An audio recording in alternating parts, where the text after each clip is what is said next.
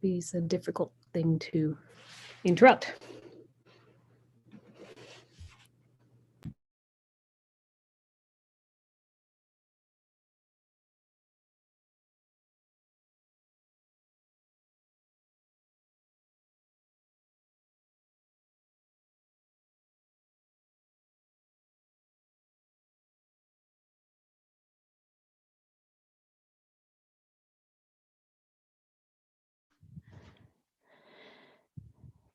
Good afternoon, everyone, and welcome to the regular council meeting afternoon version of Monday, January the 25th.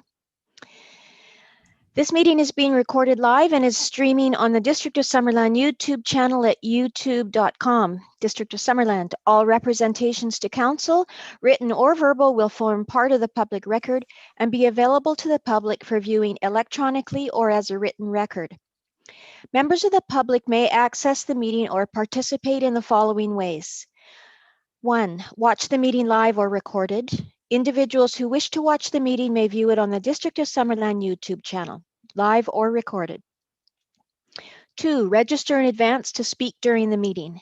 Members of the public who wish to provide comment during the public comment opportunities found under items 6 and 9 are asked to register in advance by contacting the corporate officer at corporateofficer@summerland.ca with the following information: your name, civic address, and the method of participation, whether you'll be joining us by telephone or Zoom. Further details will be provided to you upon your registration. The third way to participate is to request to speak during the meeting. Those who have not registered in advance but wish to speak during the public comment opportunities may connect to the meeting by calling the meeting conference line at 778-907-2071 and entering meeting ID 506-489-9374 and passcode 485186. After I have provided everyone who has pre-registered with an opportunity to comment, the floor will be open to those on the conference line. Corporate Officer, do we have any late items to introduce? There are none, Madam Mayor. Thank you. Council, could I have someone bring forward approval of the agenda, please? Councillor Van Elfen and seconded by Councillor Holmes, all in favor? Thank you. And there are no minutes to adopt. So on to delegations, and thank you, Councillor Carlson. We'll see you in a few minutes. 5.1 is Barefoot Acres, Inc. and Savannah Ridge Cherries, Inc. They're speaking to us about the Eneas Lakes Dam and Reservoir future, and I'd like to welcome Keith Carlson and Bart Featon. Thank you very much, Madam Mayor, for the invitation, as well as all of the councillors. My name is Keith Carlson. Some of you know me. And the Carlson family has been farming in Summerland. We presently farm about 50 acres of cherries at 10 different properties, and 5 of those properties are on along Eneas Creek. The Carlson family, although this is Carcajou fruit, we have a packing house here. We have a cold storage. We also have hydrocooling facilities.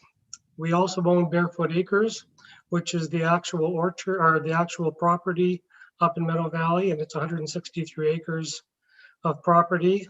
105 acres is arable, and there are presently 25 acres not in production.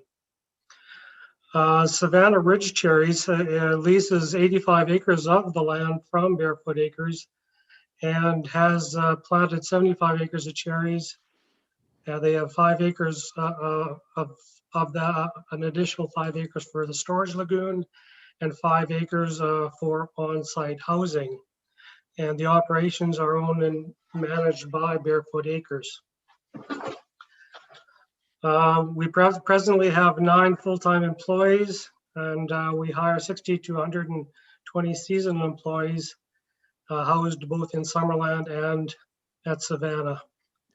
We market cherries primarily in the UK, Asia, and the United States, and we pack on site for Canada. Okay. We sent a letter, and this was in September. We actually did meet with the staff in November, and they suggested that this would actually get to council so we could present it. But during our water supply at Savannah Ridge and Barefoot Acres is supplied by 2 wells plus runoff coming from Auckland Mountain. We have a collection pipeline that takes that water and deposits it in the lagoon. And each year, that's the amount of water that comes to us is quite different. We don't know what the runoff is going to be based on how much snow is accumulated and how much rainfall we've had over the winter season.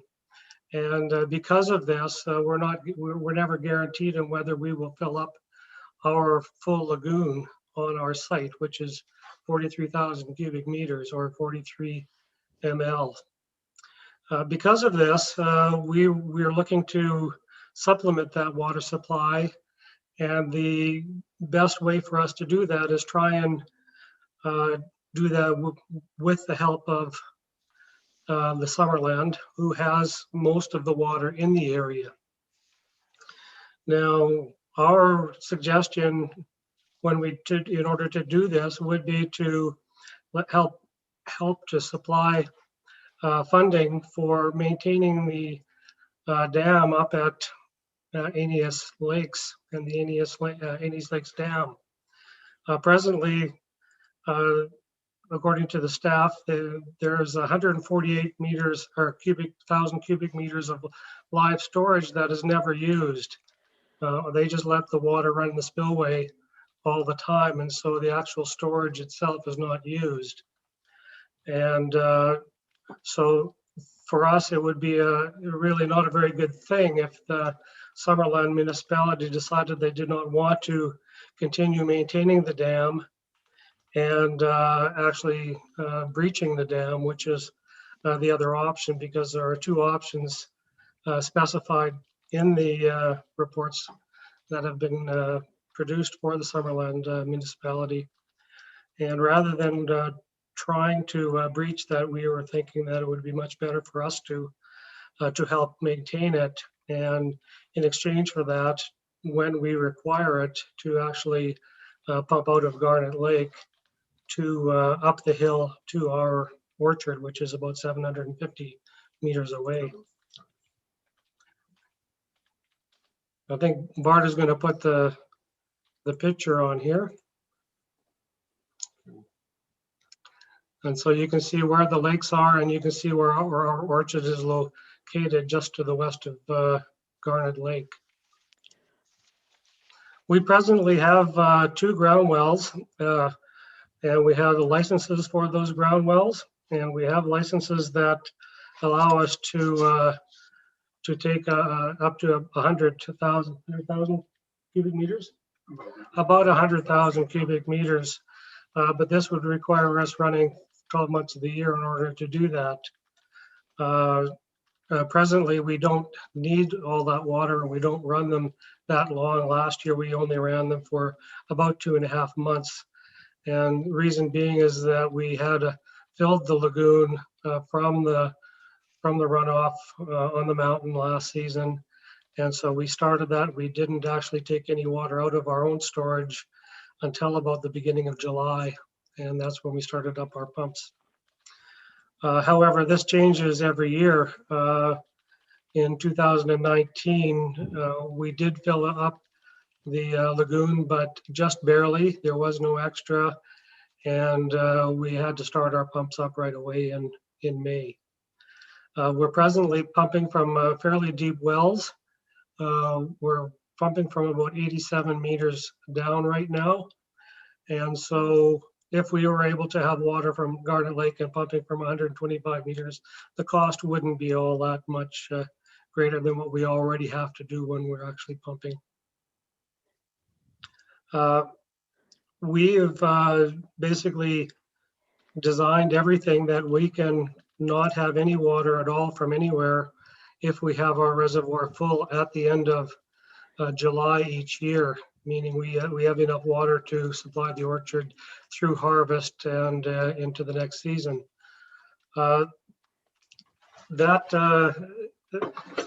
When we talked to staff about that, they were saying, well, maybe we could take water into September or October when it's not being used in Summerland.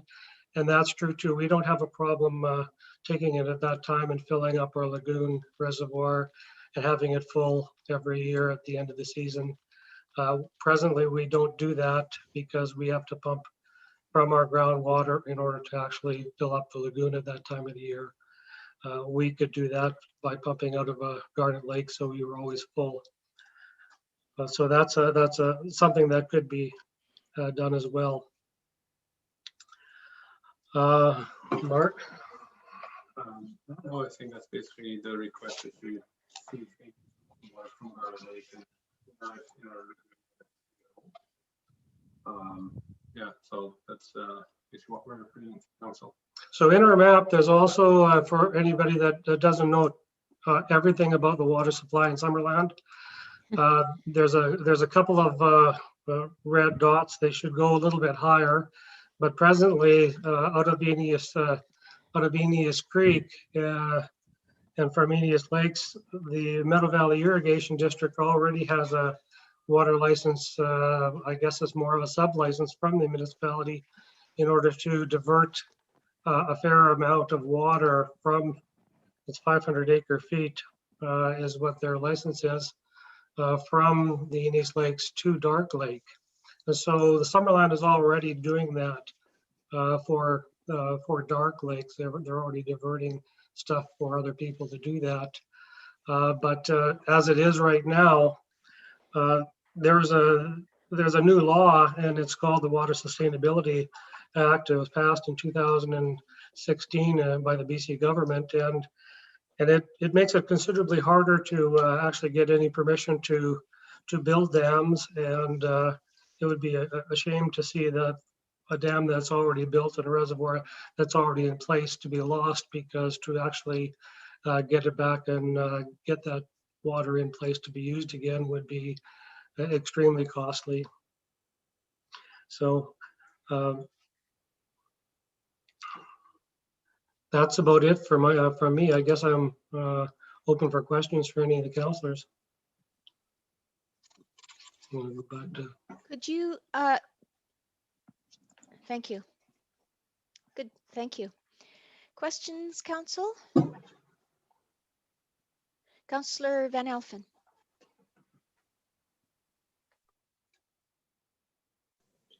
Thank you, Madam Mayor. Question through to our Director of Utilities. If that dam was maintained and the Carlsons were able to withdraw water in the fall, late fall, would that not be advantageous for the flood risks in Garnet Valley if we could draw that lake down and that water wouldn't be spilling come spring? We could control it somewhat better. Would that help us at all with our flood mitigation issues in at Eneas Creek and Garnet Valley? Yeah, thank you, Your Worship. So it would, at that time of year, we're typically releasing water anyways in order to prepare for the upcoming snowpack and next season's freshet. That being said, the quantities that we're talking are quite small compared to the full live storage that we have at Garnet Reservoir, so it wouldn't be a significant impact, but it would be water that likely is otherwise in a typical year diverted down Eneas Creek to Lower Garnet Reservoir that could be diverted elsewhere. Thank you.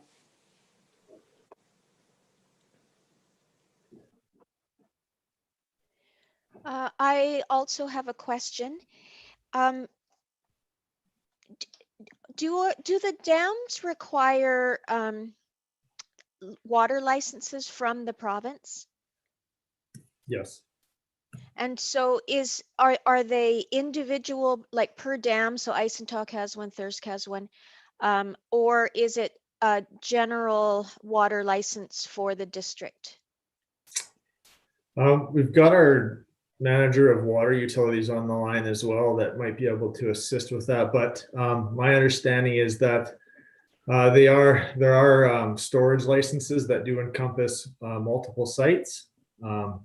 It's not necessarily one per each site, but yeah, we do have various licenses for our storage. Where's Devin? There he is. Yeah, here I am. Yeah, that's correct. There's specific licenses for every dam, every reservoir, both for storage and for use. So, and in terms of the previous question, yeah, if we were to draw down the water in the fall from Eneas, as we typically do anyways, we're likely to be, just simply because of the small volume of Eneas, we would spill in the spring regardless. Okay. I have a follow-up to that question about the water licenses, Devin, if I might. Mm-hmm. So just for clarification, when you say that there is a license for use and a license for storage, are those two separate licenses, or one is for storage and use? They are generally two separate licenses. Yeah. Okay, so then my next question is, with the District of Summerland holding the storage license, what would it have to be? Would the water license for the use, because we're not really using it at this point, would that have to go through the Carlson's operation, or, you know, can it be, well, I was going to say sublet, but that's not the word I mean. Can it be transferred, or would they have to apply and the district would support that application? How does that work? Yeah, so from what I understand, if we were to decommission Eneas Dam, which we have talked about and will bring to council, it's been recommended for a number of years.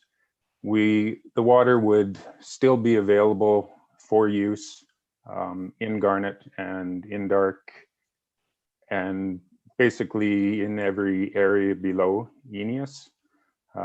It does spill, as Keith mentioned. There's little to do with the dam.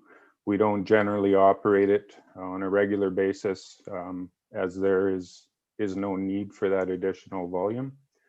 But the intent, as we talked about decommissioning the dam, was to perhaps maintain the use license. So we would continue to receive the volumes of water from Eneas into Garnet, and possibly look at transferring the other license of storage to another facility.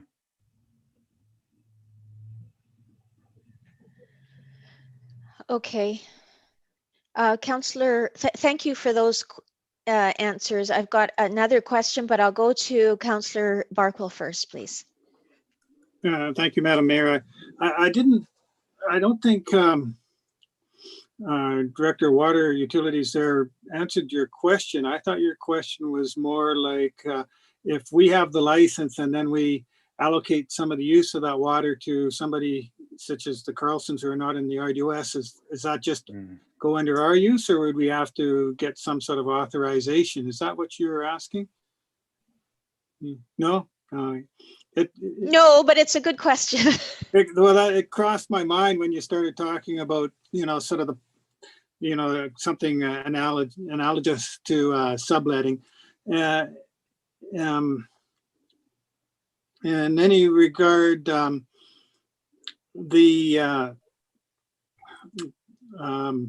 when Devin spoke of allocating that water storage license to somewhere else, that seems kind of odd to me, that you would be able to transfer a storage license to a different drainage. is that possible? Is it necessary? Could we, if we were to increase the volume of Eisentalk as we've discussed, we would simply be able to transfer that storage license over to Eisentalk? It sounds kind of unusual, but perhaps. Yeah, and we can look into that further. From our previous master plan, as the recommendations for decommissioning of Eneas and Sioux came forward, those comments were made that, the possibility of looking at transferring that storage to another facility. So I understand what you're saying. It's a different water system, and perhaps that's an issue with the transfer. It's something we'd have to look into further.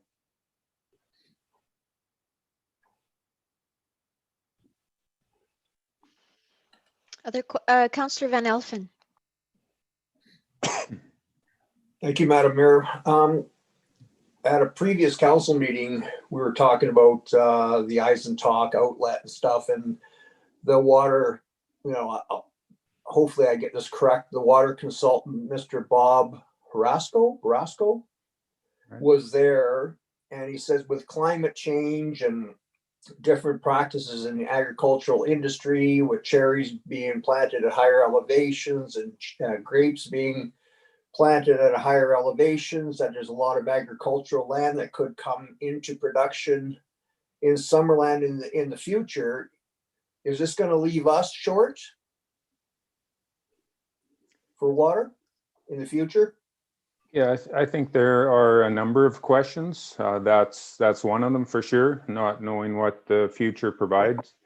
So whether down the Garnet Valley area, whether that becomes inundated with new plantings, different types of plantings, whether that's going to affect the volume that we require out of Garnet, we have yet to see. But that is a suggestion from some, like Mr. Harasco. And I guess, that being one of the concerns, there's a number of things I think we need to talk through further on this subject. But that for sure is one of them. Yeah, and if I may add to that, just if we were looking to decommission Eneas and transfer that storage to Garnet, the benefits of that is getting rid of one of our dams that we have to access, maintain, and monitor on an ongoing basis. So the thought process would be to consolidate that storage into one facility versus two, and optimize the volume and storage at Garnet over the long term, and not have it split between Eneas and Garnet, being that Eneas is that much further away and that much more difficult to access and monitor and maintain.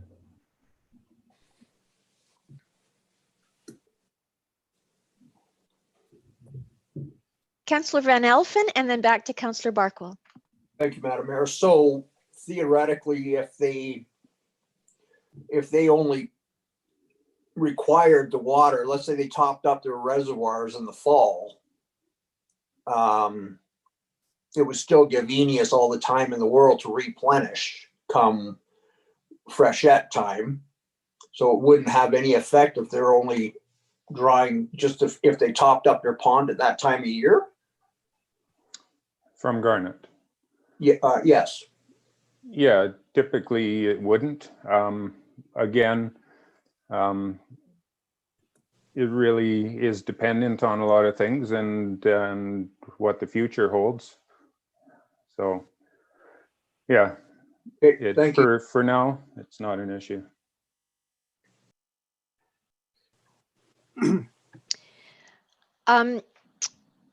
Keith, you have your hand up. Can I make a few comments after all of those discussion?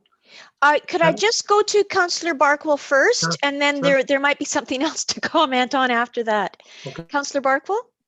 Yes, the idea of transferring that storage license to Garnet, which is in the same watershed, so maybe more feasible, seems a bit of a problem when Garnet Lake or Garnet Valley Dam currently is under its capacity because of the new 1 in 10,000 year possible events, high potential for damage. You know, we've had to lower that dam and we're not using all the current capacity. So adding more storage licensing to that dam when we haven't wanted to spend the money to raise it and do everything necessary to bring the storage capacity back up to what we used to have, you know, on the face of it right now, doesn't seem to make sense. But that's sort of another question for another day. I would say that we don't really make decisions when we have a delegation.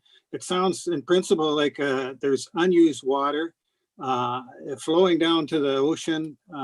There has to be a way to make this work. Perhaps staff can come back with a report that has the actual timing and the volumes involved and a recommendation. You know, right now we're kind of doing a lot of speculation.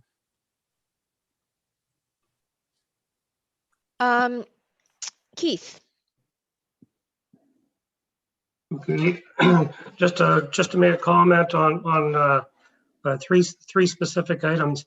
Okay, first off, we have storage and we're able to take water throughout the year, whatever time of the year we're able to take it because we actually have water storage, licensed water storage.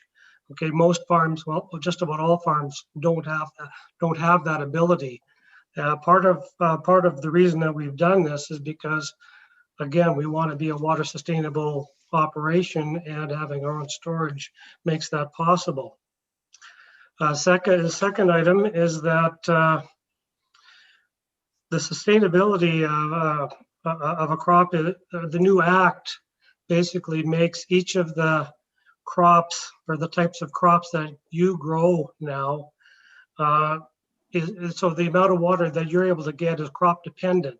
So if you want to get water now and you say you grow grapes, they're not giving you 3 feet per acre per year.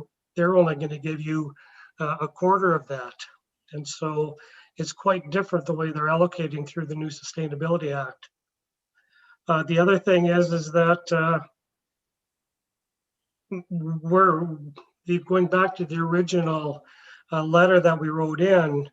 What we're asking to do is to help pay for maintaining the dam and maintaining the spillway and maintaining the ability to store water up at Eneas. That's what we want to do. We don't want to just expect Summerland to let us pump water out of Garden Lake. We want to maintain that storage and the ability to have storage up there. And maybe it's good for all of the anglers or the recreation fishers up there, but that's what we want to do, and we would be assisting and paying to keep it up there. And replacing it with something else is going to be way more expensive. In addition, into the letter, what we're asking for is anywhere between 40 and 80,000 cubic meters of water each year. The releases at Garnet Dam in any given year are about 1,200,000, or about 30 times more than what we're actually asking for. So huge amount of water that's already being released out of Garnet Dam. All we're asking to do is to pump a small bit of that on whenever we're allowed to. I mean, it wouldn't be up to our decision of when we could do that, but if there's extra water, rather than just releasing it down into Eneas Creek going past my orchards, it's much easier just to tell me, and I can take some of that if I need it.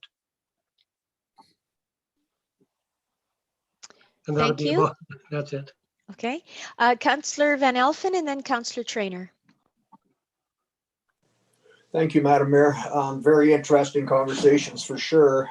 Just a question through to our staff. Will this be presented to the Water Committee and to the Agricultural Advisory Committee prior to it coming back to the council table? Thank you, Your Worship. Yeah, it definitely can. I think the intent of having the request presented as a delegation was to get direction from council if council wished staff to investigate this further and to report back. Part of that investigation could definitely be referral to the Water Advisory Committee and bringing back their comments and recommendations to council as well. Okay, Councillor Trainer. I guess my question is to either Keith or to Chris. Do we have any idea of what it costs to maintain Aeneas Dam at all? I guess what the district is spending, or Keith, what you would be able to contribute every year. I'm willing to listen to what the municipality has for costs and how much I would have to contribute to pay for some of those costs. I know, speaking with the staff, that there are some repairs that have to be made to the gates if we're going to use the actual storage. But if you're not using the storage and you're just using the spillway, I'm not sure what that cost is at this point. Yeah, and we would have to do some work to pull together the actual costs separate for Aeneas. Some of the works that are required, though, are improving the access, repairs and reconstruction of the spillway, installing some concrete boom anchors, erosion control, and looking at the slide gate and the control wheel that's up there right now. So there are definitely some components to that need some attention, and we can quantify that for council. Okay, yeah, I think it would be really good to have some more information on that, both for Keith as well, so he knows kind of what we're looking at. So I don't know if you need a motion to direct staff to investigate this more. I don't know exactly what it should say, but somehow to help the Carlsons out and see what our options are. Do we need a motion for that? Well, we do need a motion. I'm going to defer to Karen to give us some wording. But before that, are there any other questions? Councillor Holmes. Yeah, thank you. So my question, I'm not sure who this question is to, either Keith or Chris or Devin. But so if we did end up decommissioning that dam, would we still be able to meet the needs of the Carlsons by allowing them to draw from, I don't know if there'll still be a lake there, but a river, or in the fall during, when it's drawing down anyway, could we meet their demand or their request without having a dam there? I suspect, from what I understand currently, it would not make a lot of difference. We would continue to receive the water as we do from the Aeneas Lakes. It would simply, that small volume wouldn't be contained for that portion of time.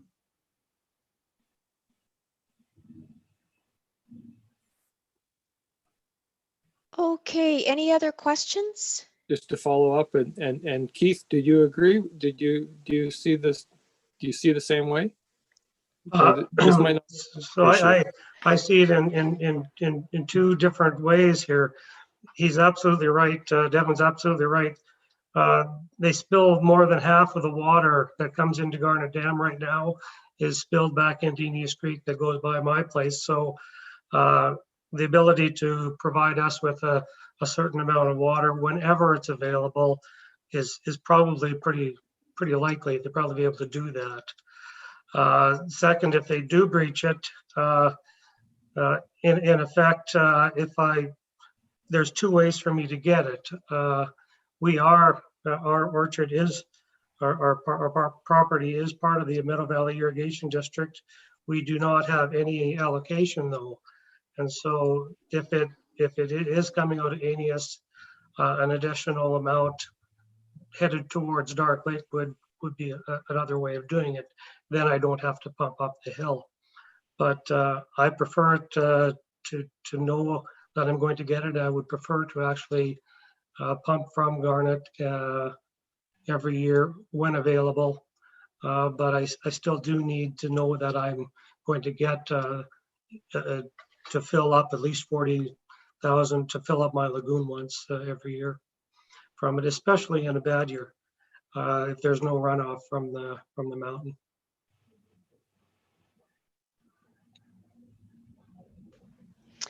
Okay. Over to you, Karen. Do you have a suggested motion for us to approve? Thank you, Madam Mayor. So I've drafted something here that I think captures the intent of Councillor Trainor's comment, that Council received the delegation from Barefoot Acres Inc., Savannah Ridge Cherries Inc., and that Council directs staff to investigate and report back on the repairs required and the associated costs in consideration of the proposal to maintain and operate an AS dam for the purposes of pumping water to Barefoot Acres or Savannah Ridge. Councillor Trainer? Should we include any other options that staff come up with? I just wouldn't want to, I don't want to limit it too much in case something else comes up or they find other options for us to consider. Graham? I'd certainly recommend that, Madam Mayor, what Councillor Trainor's saying. So what Karen wrote plus other options or something like that. So are you putting this motion on the floor then? Okay, seconder? Yes. Yeah. Councillor Van Elfen? Okay, further discussion. Councillor Holmes? Just so I understand the motion. So we're just asking staff to report back on options. Correct? So that was my intent, yeah. And as well as what Keith asked for, more information about the costs around NAS Dam.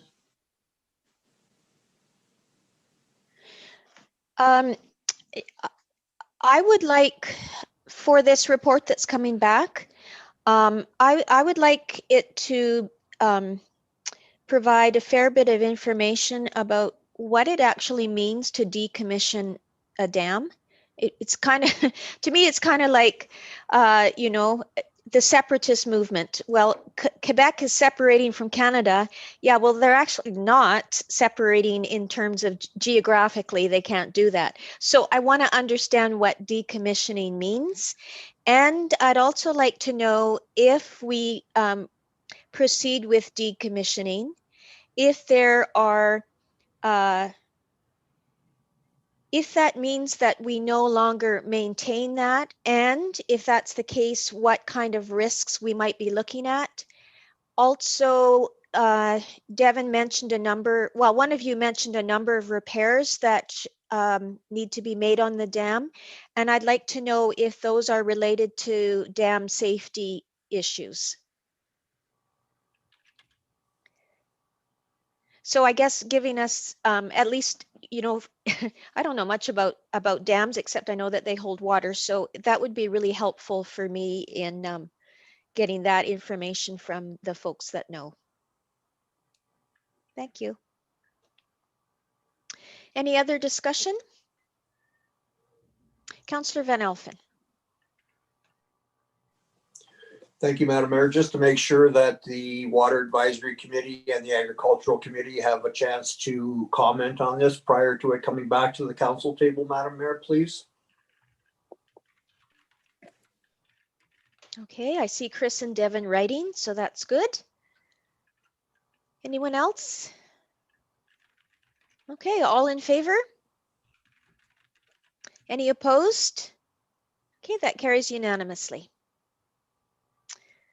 Thank you. Thank you for your delegation, for coming forward as a delegation today, Keith and Bart. Thank you, Madam Mayor. Thank you, Council. Thank you. And Karen, we can get Erin back on, Councillor Carlson joining us again. Oh, there she is. Okay.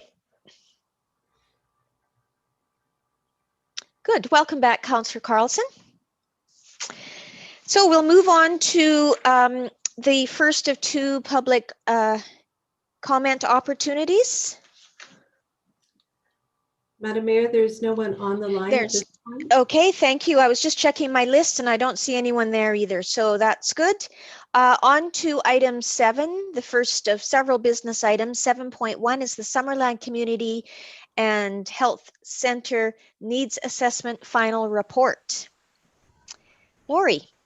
I'll introduce it, Madam Mayor, if that's okay. Okay, yes, absolutely. Okay, thank you very much. So the purpose here for council is to receive the Summerland Community Recreation Health Center Needs Assessment Final Report from their project consultants. You'll see that the result is that the core pieces of the replacement of the Aqua Center and the Fitness Center are the strongest supported by the community. Generally, the enhancement pieces have also been well supported in the community response. However, there is less support for the indoor tennis center at this time, as I'm sure we'll hear more from. There does appear to be good support to explore funding and partnership model for the primary healthcare piece. So I'm pleased that this report in its initial phase actually came in under budget at $60,680 with nearly, so that's nearly 20,000 less than originally allocated in the budget. And so we are joined today, as you see, by Ms. Lori Mullen, our Director of Community Services, as well as the consultants to walk us through the results and the detailed next steps. And with that, I'll turn it over to Lori, if that's okay, Madam Mayor. Thank you, and good afternoon, Mayor and Council. The consulting team from Carskadden and Lees provided Council an overview of the community engagement results, as well as draft programming and space requirements at the November 30th Council Committee of the Whole meeting. And they are here this afternoon to provide their final report and the follow-up results to the online survey that happened in December and January.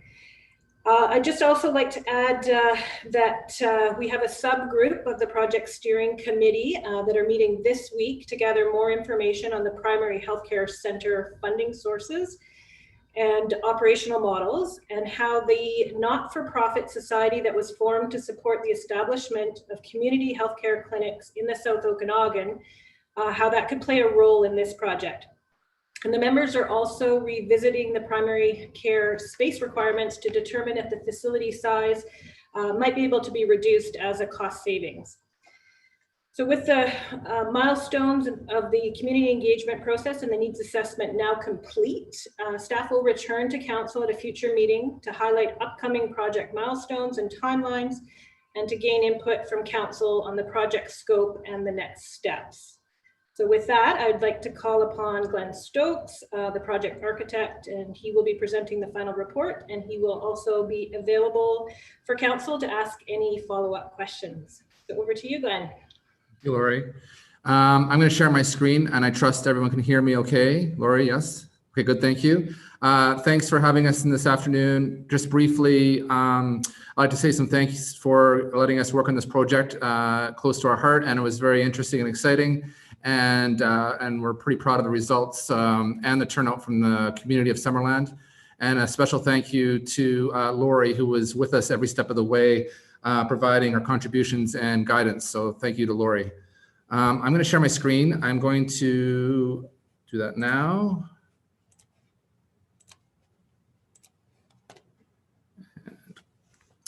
And what I'm going to do, I'm going to try and be relatively brief. I'm going to do a presentation that briefly recaps what we saw last time, and then some new information, and then including next steps for Council, and also some recommendations from the consultants. And the goal of today, I think, is largely to hopefully provide the information you need in order to help you formulate the next steps for your feasibility study. And ideally, Council will be able to direct staff to go forward with the feasibility study in the future with a clear program and direction. And we're hoping to give you the information to get you there today. So introductions, project recap. There was a follow-up survey that was undertaken that we'll share with you. Just have a sheet on operations and revenue cost projections that was debated at our last opportunity to meet. Next steps, recommendations, and then of course discussion. So just briefly, I'm Glenn. Megan is with us on the line today from Lees and Associates. And Megan, I'm going to lead the presentation. Megan will answer any of the engagement questions that might come up. So she's here to participate as well. Just as a reminder, the project overview included, as already stated, the replacement of the Aquatic and Fitness Center and exploring inclusion of other community services. In the project timeline on the right, this is our piece of the project, which includes the public engagement and needs assessment. And we're at the last step, which is presenting the final report. But as you can see, it's some steps in a much longer series of steps that will ultimately lead to the completion of the new project. So we undertook an engagement process. The first 4 points on the right-hand side were completed prior to presenting last time, including workshops, questionnaires, an open house opportunity, and 620 responses to a public online survey. Since that time, we went well with a follow-up online survey with largely the information that Council observed last time and asked about feedback from the public, and we had 386 responses. All of these responses, I think, were higher than expected by the consultants and represent real interest by the community in this project. So the original engagement, we elicited some vision statements from the public and from the stakeholders, including the primary ones of being inclusive and welcoming for all peoples and ages, encourage active lifestyles, prioritize flexibility to meet the community needs as they change over time, and create a central community hub. So just a reminder, this is what came out of the original engagement process, and you've seen this before. The key findings, the top items that rose to the top were to replace and upgrade the pool, replace the fitness center, provide some multi-purpose space for a variety of programs, meetings and classes, and fitness program space. And the fitness program space might occur in the fitness center or in another multi-purpose room. These are the core principal parts of that were noted by the public and by stakeholders in the engagement process. Just as a recap on the gymnasium item, there is significant unmet demand for a gymnasium space. There is some shared access to the local gyms, but just not between 7:30 a.m. to 9:30 p.m., which are it's a pretty wide swath of time that you do not have access right now. Some of the questions that we were asked to investigate include, were there any solutions to increase public access to the school gymnasium? And if no access to the school gymnasium is possible, would support for a dedicated gymnasium increase?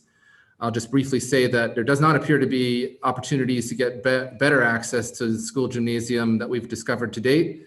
And we'll talk more about dedicated gymnasium upcoming. Primary health care. These are the primary items that rose to the top. There's a request for timely and convenient walk-in services, better access to family doctors, and access to a wide variety of health and wellness services in Summerland. And also improved access, more access to healthcare, opportunities for collaboration, coordination, and partnerships. Drop-down spaces for practitioners in the core program was requested, so for physiotherapy or something similar. Better support of mental health, addictions treatment, aging population, and those most in need are impacted by travel, non-centralized services, and lack of awareness of services.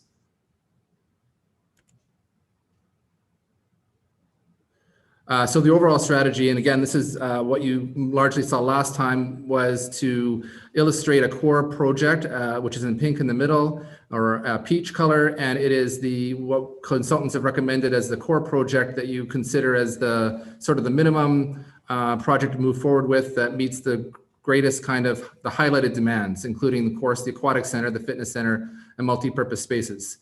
The five blue enhancements represent optional additions to the core project.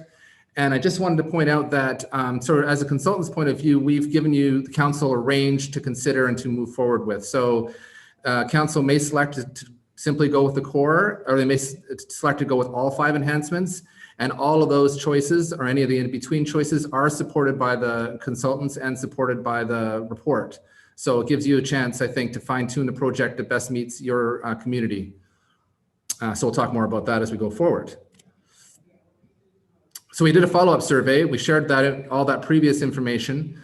The follow-up survey with nearly 400 respondents showed that the core program components, the Aquatic and Fitness Center, remain top priorities, with 77% supporting the Aquatic Center and 71% the Fitness Center in the strongly support category.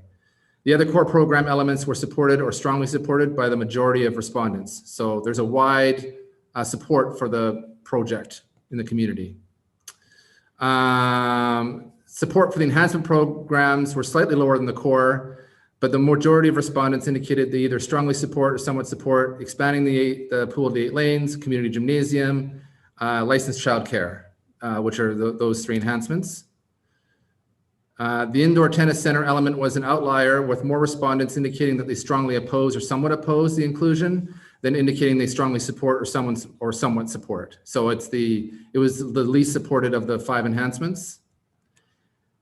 And then regarding the primary healthcare component, the majority of respondents either strongly supported or somewhat supported the district exploring a funding and partnership model for the proposed facility, with the remainder being neutral or somewhat opposed or strongly opposed, looking for continued exploration of the health facility. So a little bit more split on how this piece, how the primary healthcare would combine with the core project. Just in general, the follow-up survey asked for any other thoughts, views, information that would be useful. So out of the 159 of these general responses, the most frequent one was the concerns over cost of the project, 24 responses. There were worries about complexity and scale, and general objections to spending. Expressions of general support for the project were also common, 19. Respondents, expressions of support for specific program elements led by aquatic facilities and an indoor walking track. And the third most common theme was a desire to prioritize aquatics and recreation over healthcare facilities, and skepticism over the benefits. So in the choose your own answer category, where you get to write what you want in the survey, these were the kind of highlights that were observed. Since last time, there were some questions about revenue and expenses, and so the architect, myself, I went through a process of coming through an analysis, and this would all be improved and supported by a true, like an actual business case analysis. So if you wanted to dig deeper into any of these, I recommend that you would get a consultant who specializes in this work. But what I did is I took the existing expenses and revenues from 2019 existing facility and translated them line item by line item costs where applicable, and came up with, I would say, indicative numbers that I think are reasonably supportable for sure. So for example, if you look at the far right-hand column, it has a deficit per square foot cost, for instance. And so the new facility runs at about the same deficit per square foot as the existing facility, which makes sense.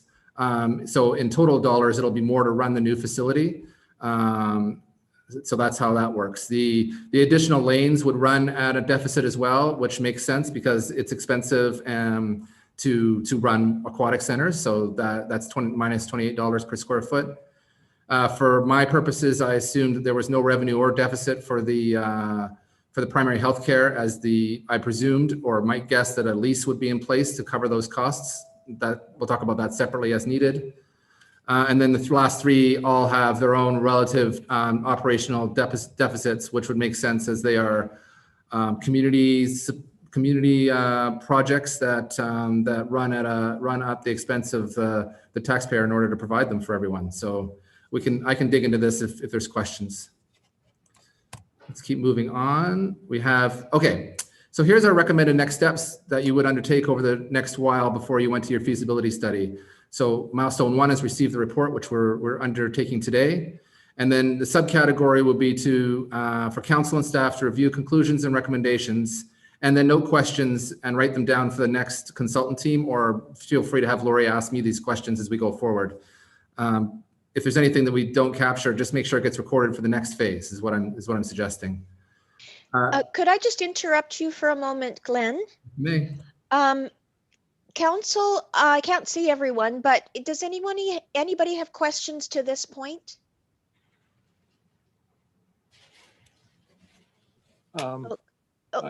Councillor Well, Holmes. Yeah, I mean, I do. I don't know if we want to save them all to the end and how you want to do questions and go through each area, or do we just do them as we arise, or it's up to you. But I have quite a few questions, so maybe it's better I save them till the end. What's your preference, Glenn? Let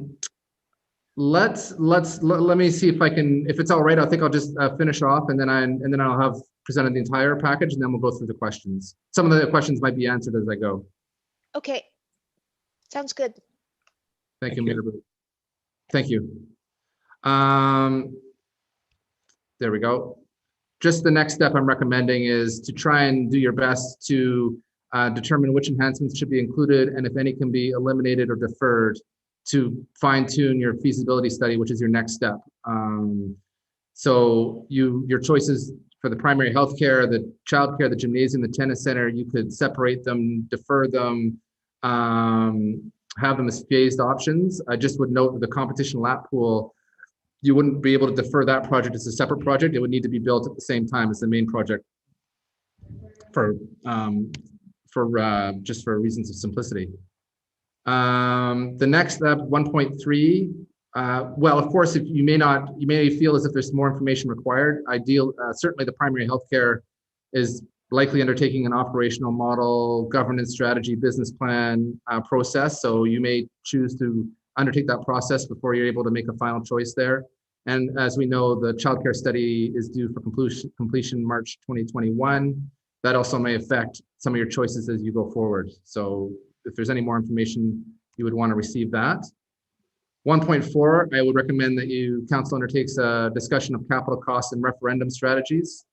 The core program is a $30 million capital project, and all the enhancements in is $55 million plus or minus. So making a choice that best anticipates the public's interest during referendum makes sense, and I recommend that be undertaken.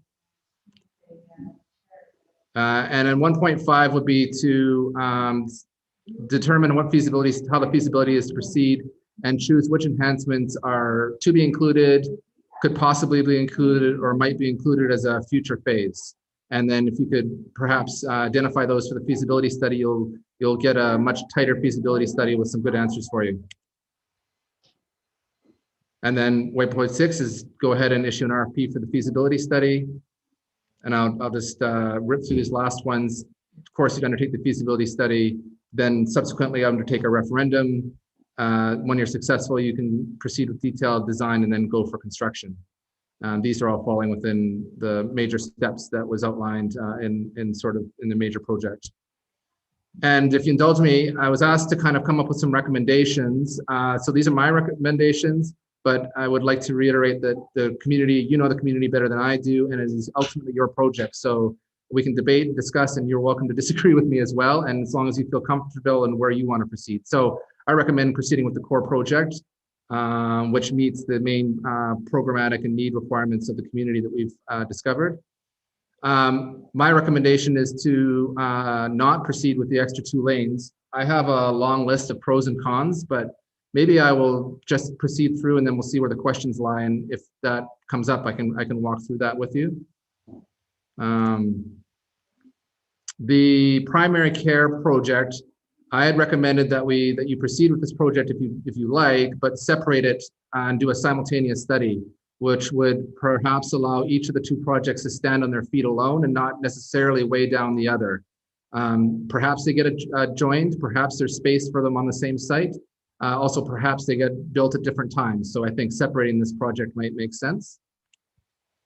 The childcare project, I would recommend you might keep it on the table subject to your March report and perhaps include it in the feasibility study to see if there's space for it on the site and continue to fine tune the size that makes sense as it comes out of the study in March. The gymnasium, I had recommended to keep in your feasibility study, maybe look at a phased option. I think that there is a demand for the gymnasium space in the community. There does not seem to be reliable access to the local school gymnasia.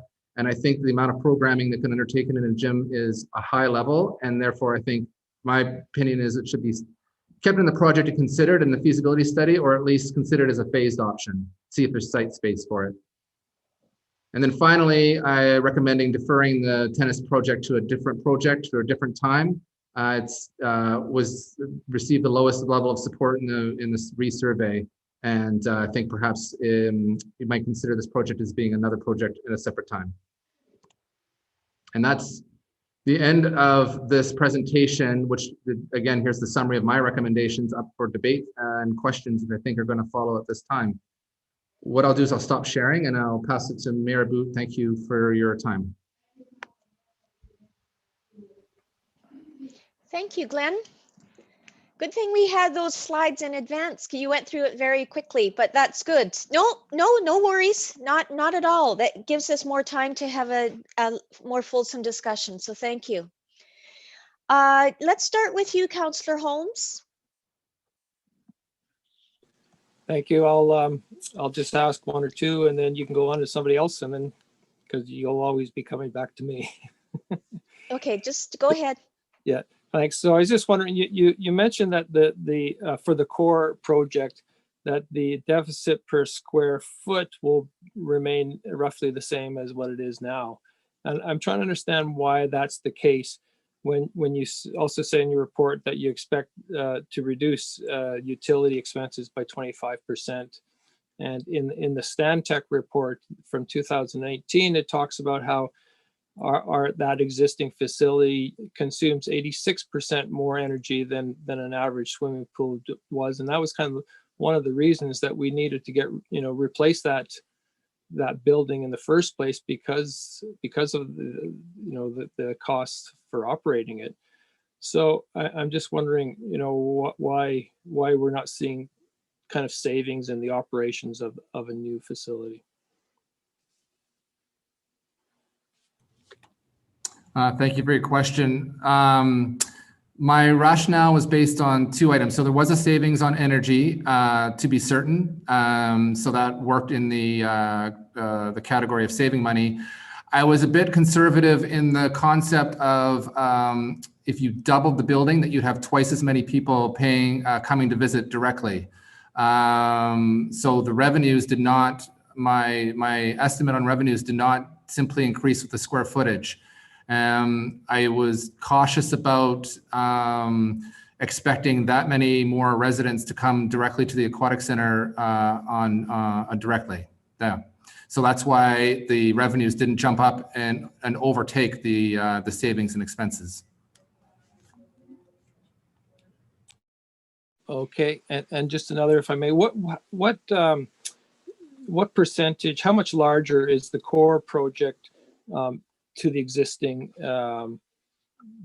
compared to our existing facility? I presume the lap pool is exactly the same size, and it's the other things that make it larger. And so I'm just wondering what it is that makes it larger and how much larger it is by percentage. So the existing facility is just a little under 18,000 square feet, and the new one is just a shade under 33,000 square feet. So if you bear with me.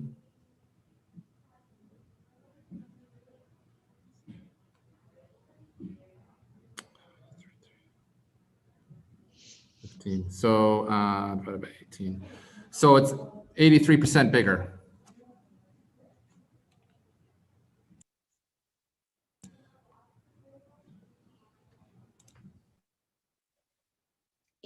You're on mute, Doug.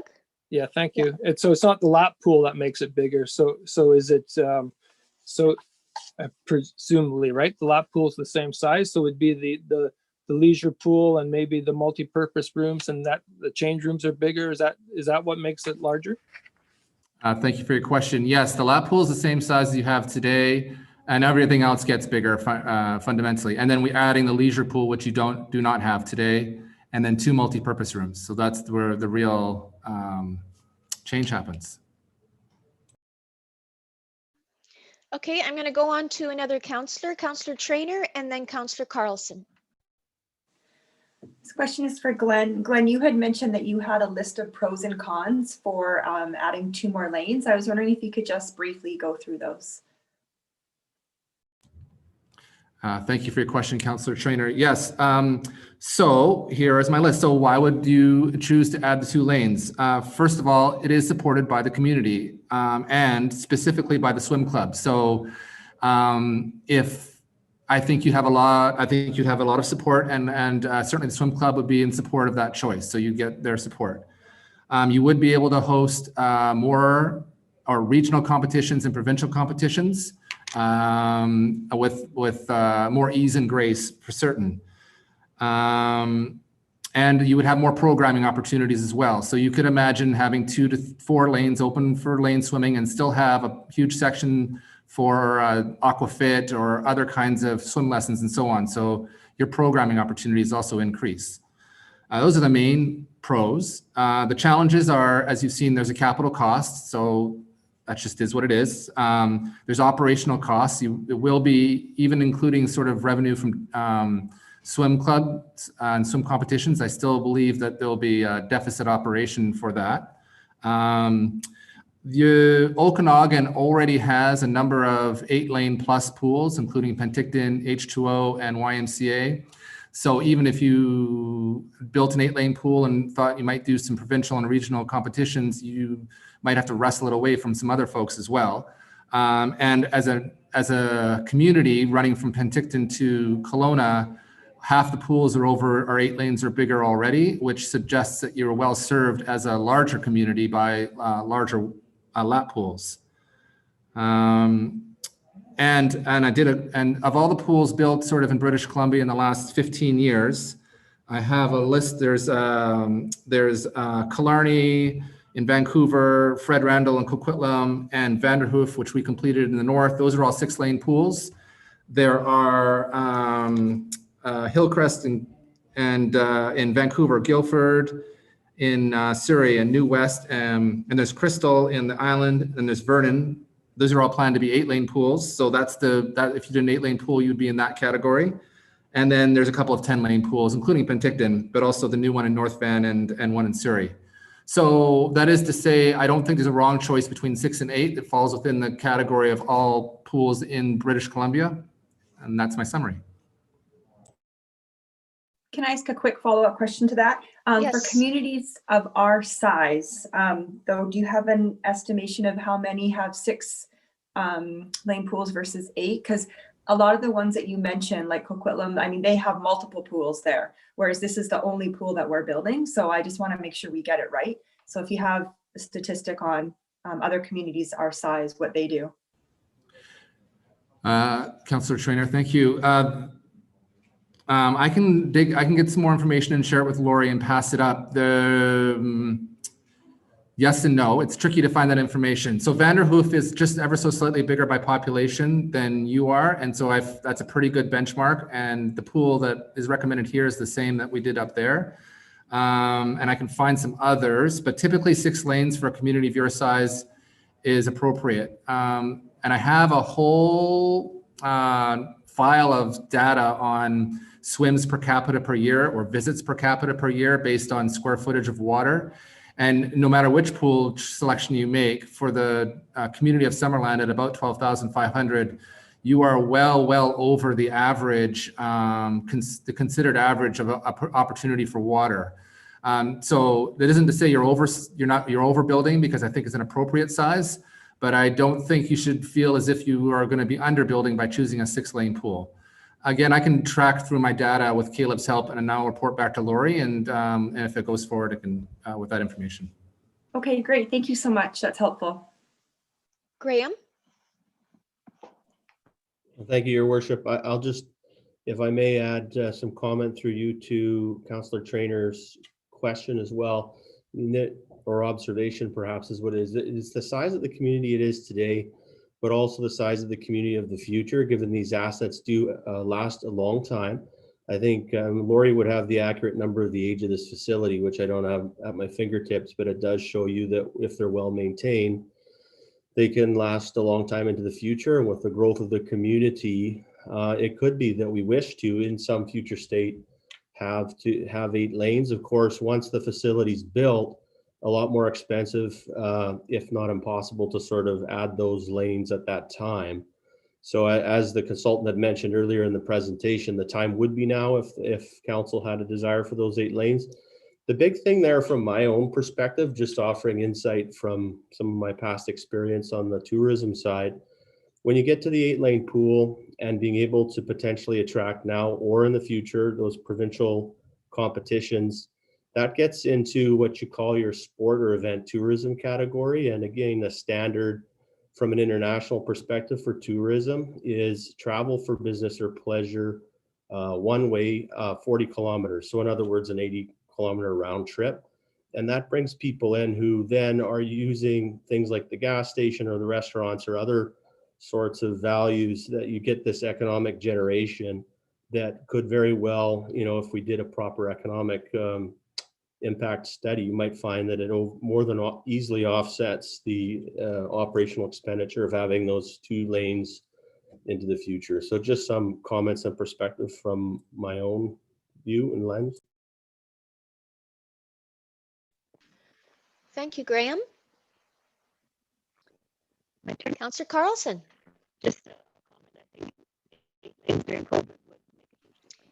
We can't hear you properly. Your mic is off, but we can't hear anything really.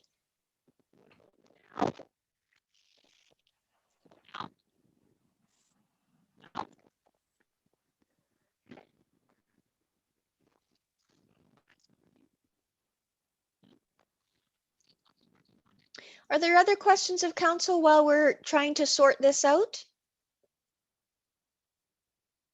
Okay, I'll go back to Councillor Holmes then. Yeah, I don't really want to jump ahead. If I'm jumping ahead, you can stop me. But I just wanted to ask about the gymnasium.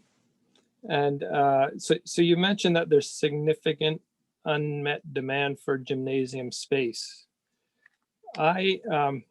It's not just the high school. That's not the only gym in town. All the schools in town have gymnasiums. And I would like to see some sort of analysis of their availability to the public, because I don't know if it's really an issue of a lack of space, gymnasium space, or is it a lack of programming, or is it a lack of coordination with the school board, you know, to make that space available. And that's what I'm trying to get my head around. Is there any reason, for example, right now, that we couldn't have adult basketball or pickleball or floor hockey or whatever on the weekends at the middle school gym, which is the best gym in town right now, for example?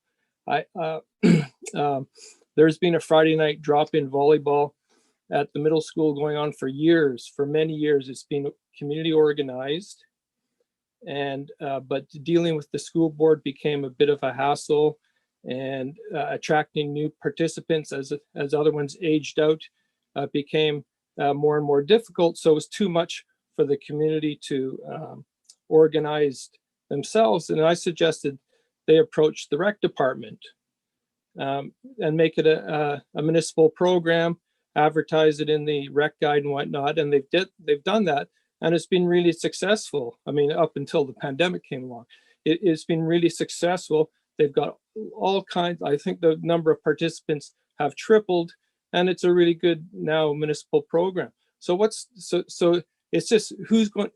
I just don't see the people around organizing those sort of things.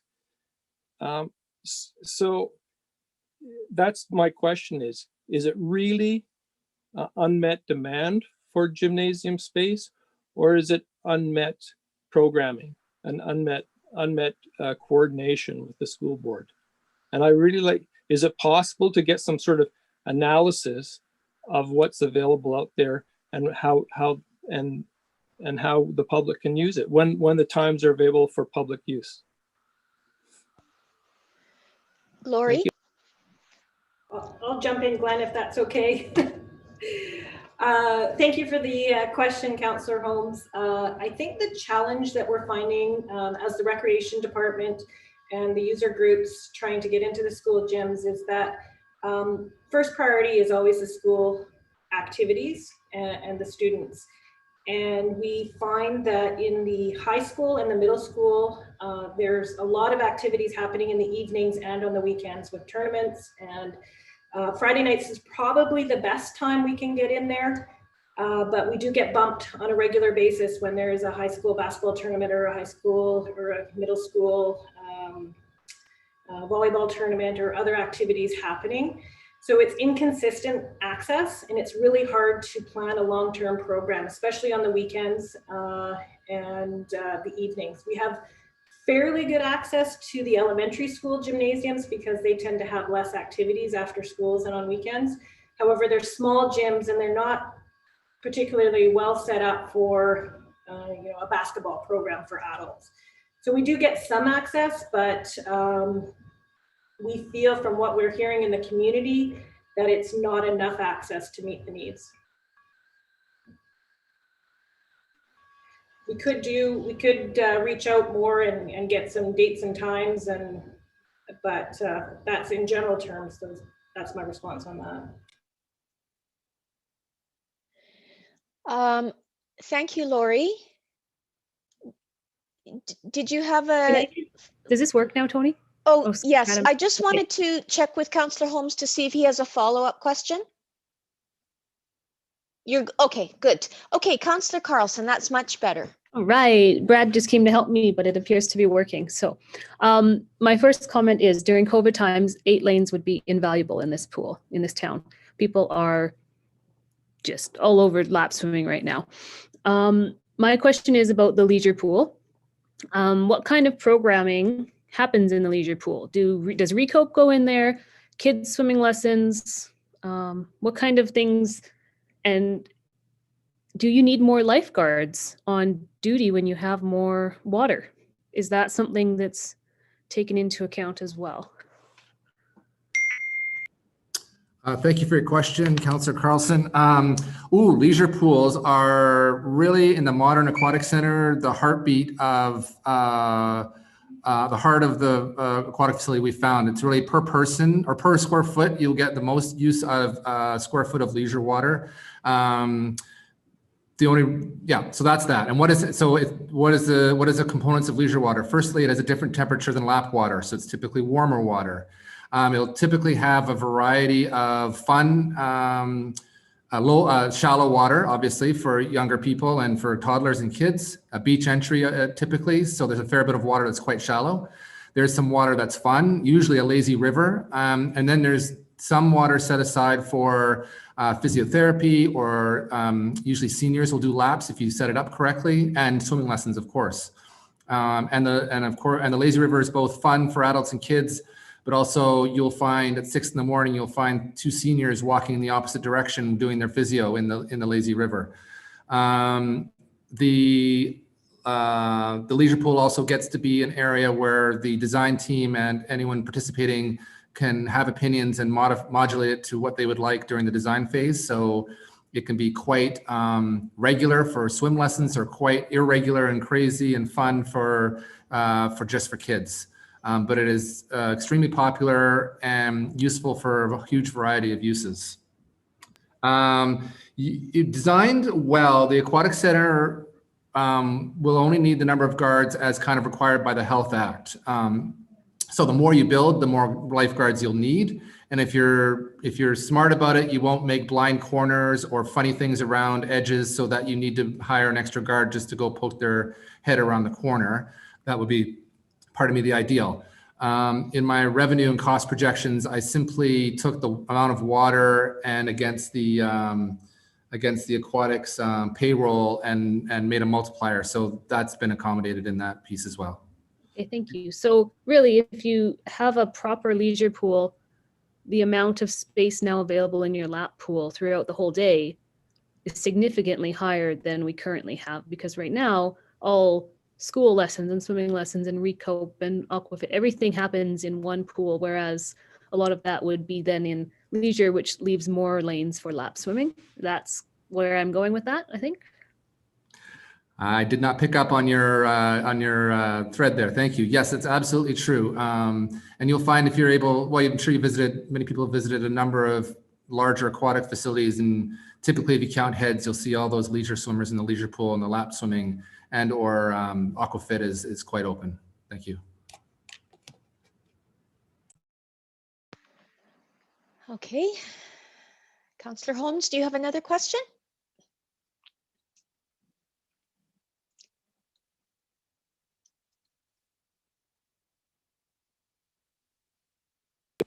I think I'm good for now. Thank you, Madam Mayor. Councillor Barkwell. Thank you, Madam Mayor. The question of the number of lanes has been one of the biggest ones in my mind. And I thank Councillor Carlson for her insightful questions there that have really pushed me over to the 6-lane side of the equation.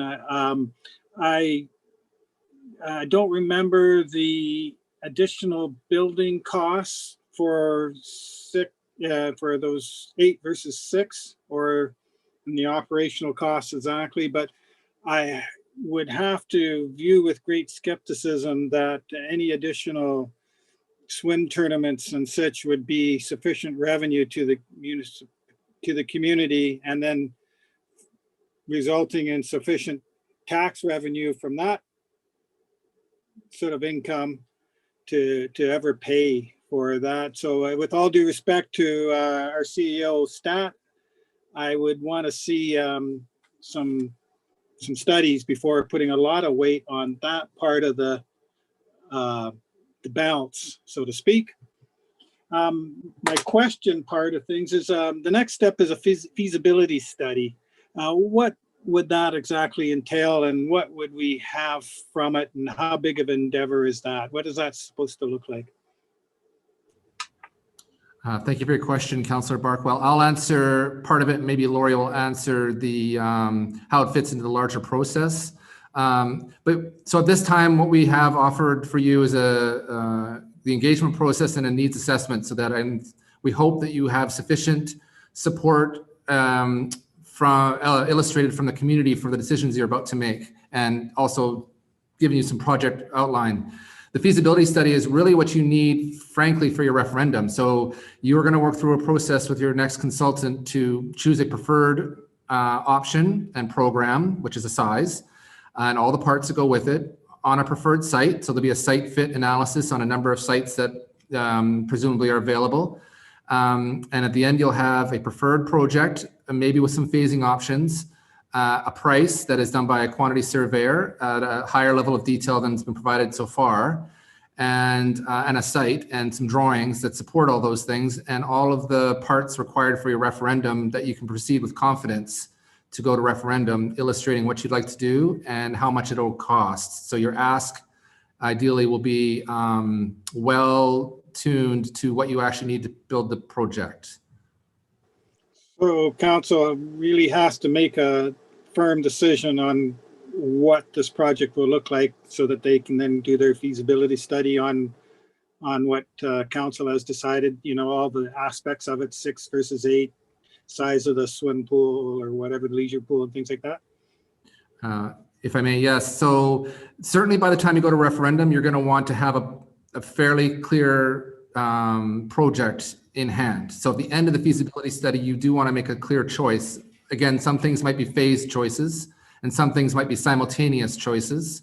And the more clarity you can get before the feasibility study, the better. But you can still have, in my opinion, some areas of debate or areas of investigation that you want more information on that the feasibility study will give you. So if, for example, you cannot decide on the 2 versus or the 6 versus 8 lanes, you could ask the next consultant to do more studies and therefore make a choice in the future.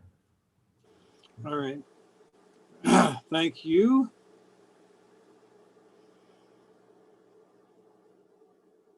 Councillor Traynor. I guess I would like a little bit more information on the childcare center too, and what that would look like. Would that be leased out to somebody to run a childcare center, or would that be run by the district? So I think that that's really important, and how many kids would be there. Obviously, we're waiting for that study, but I definitely need more information on that. That's kind of a tough part of it for me.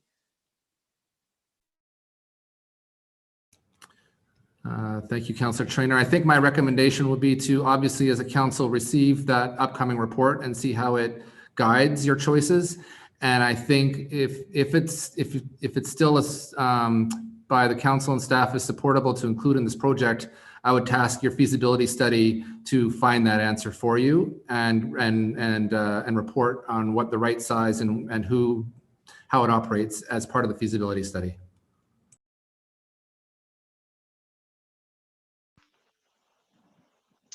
Any more questions from council?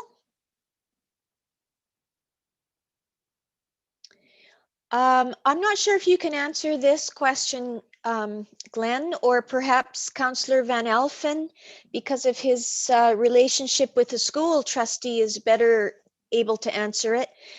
From what I've read in the media about the school gymnasium, I'm unsure, and maybe I just haven't read the articles properly, but I'm unsure if the new school gymnasium, the high school gymnasium, is going to replace what's there, or if it's going to be, yes, it is. Okay. So what do they do in the meantime? Lori?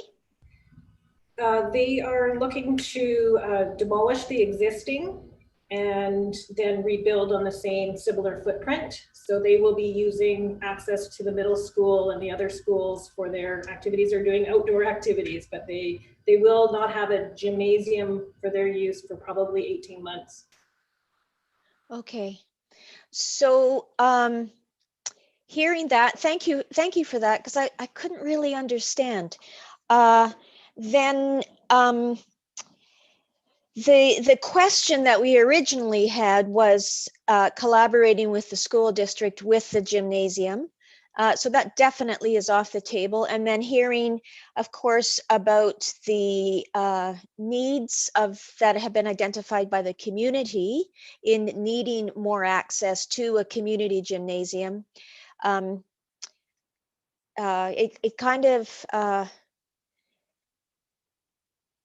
It kind of cements that in my mind, at least that piece.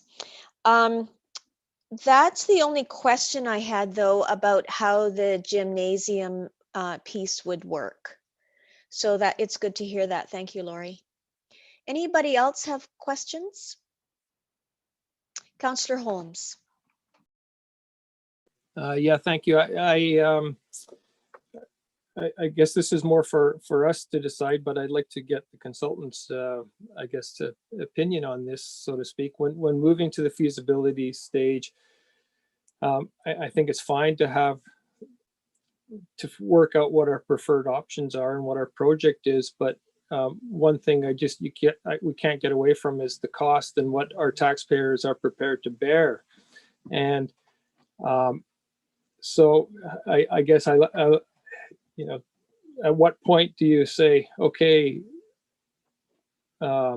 this is, what order do you put things? Do you put things, okay, here's the project we'd like, and then this is how much it's going to cost, and whether it's a ridiculous amount or not, we go to the public with it, or do we say, this is what we think our community would can financially support, and what can we get for that money?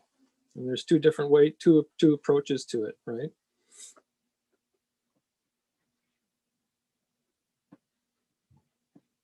No right or wrong answer, maybe, I don't know. Thank you for your comment, Councillor Holmes. If it's okay, I'll just speak my piece from sort of the outside consulting point of view. My recommendation is, one way or another, as a council, to come, I guess, to the classic Canadian middle ground, and be able to, when someone asks you on the street, hopefully be able to say, no, this is, I think, the appropriate amount for the appropriate amount of square footage for the right project for this community. And that, of course, is your challenge to get to. But I would agree that weighing what you're getting and how much it costs, they do come together. And so I think it's a good comment on that basis.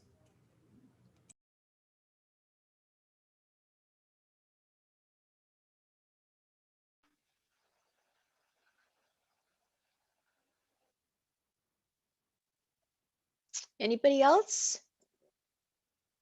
Councillor Patton.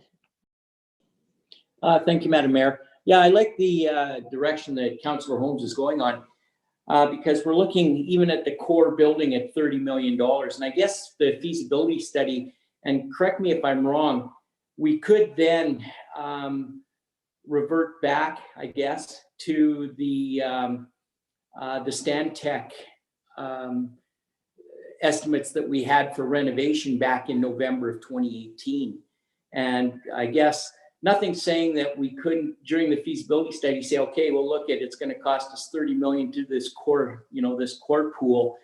Or do we look and say, okay, well, you know what, for $15 million, we can upgrade our existing center, be more energy efficient, higher energy efficient pool equipment, and in the long term, save some money for our municipality and still utilize the existing structures we have. But I guess, Lori, you can tell me if that's correct, that the feasibility study that we would be looking at would also take that into account. Thank you. That wasn't the original intention, but if that's something that council wants to include in the feasibility study, we could add that as a part of the scope of work for consideration.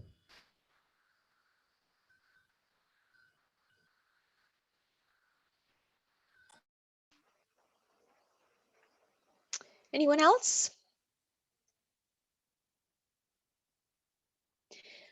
If I might say, following on Lori's answer to Councillor Patton's question, it was my understanding, and correct me if I'm wrong, that the reason that we have come as far as we have on this project is because we had already determined that this is the route that we wanted to go as a council. But Councillor Patton, that, with you asking that question about including that option as part of the feasibility study, then perhaps I'm way off base here. That was just my understanding. If I may, Madam Mayor? Yes, please. I think, and I agree with you wholeheartedly. I think, though, that at $30 million, that this is going to go to referendum to our citizens. And truth of the matter being is, I think we have to look at all the options that are available to us, because this may be a no-go. Realistically, we can go to all this work and it may be a no-go because our citizens are going to say, we're not interested in forking out 30 million for the core building. We're not interested at 30.5, 30,500,500 with a gym, or another 8 million for a daycare. So I think we have to be very careful on how we move forward, because we are the stewards of our district's money, and we will be going to them for approval, when we do this. So I think we just have to make sure that our ducks in a row and that we're doing the best for our municipality, yeah, so you are correct. I think when in 2018, that was the direction that we looked at, but I don't think that we can just put it to bed. I think that always has to be in the back of our mind. Is there other ways that we could be a little more, I hate the word fiscally responsible, because a new one is responsible too. It's just that I'm meandering, as you can tell. I'm wandering back and forth. So thank you so much. No, that's good. Very good comments, Doug, or Councillor Patton. Thank you for those. Councillor Holmes. Yeah, if I could just add on to that, I guess, what I'm going through is a bit of a price tag shock, I have to admit. When we got that Stantec report a couple of years ago, the choices were to upgrade the existing or build something the same size for $15 million, or something 50% larger for $22 million. And so now we're talking just for a core facility, 30 million and upwards. And so, yeah, I have to say, and then you think about all the other things that we need to find capital funding for, I can't help but ask myself, how are we going to pay for this? And how much is the community prepared to bear? I think we need to ask ourselves that. And, you know, I would love to have the whole thing, but how can we afford it? Thanks. Anyone else? Councillor Van Elfen. Thank you, Madam Mayor. I'd like to see that as part of the feasibility study also, to take that into consideration, you know, reno versus brand new, and, you know, proper costing and the whole 9 yards. I'd like to see that as part of it also, Madam Mayor. Thank you. Councillor Trainer and then Councillor Barkwell. Yeah, I'm okay to include that as well, but I just think, I mean, I'm trying to think long term here. Like, this is a big investment, and I think about, you know, dumping 15 million into a facility that's already 50 years old. That's still a lot of money. Like 15 million is still a lot of money to put into something that old. And so, yeah, like 30 million is a lot, but I'm trying to think of like what our community will need in 10, 20, 30 years. Like, that facility is going to be serving us then. So will a facility that's 50 years old stand up for another 40 years? Like, we have to think about that as well. So it is a lot of money, but I mean, it's spread out over a long time if we build a new facility, and it will last us longer, I think, and serve our community and, you know, down the road and the next generations. Thank you, Councillor Trainer. Councillor Barkwell, and then Councillor Carlson. I imagine that a refit of our arena, I mean, our aquatic center would extend its life by pretty near as much as a new facility would be before it needed a refit as well.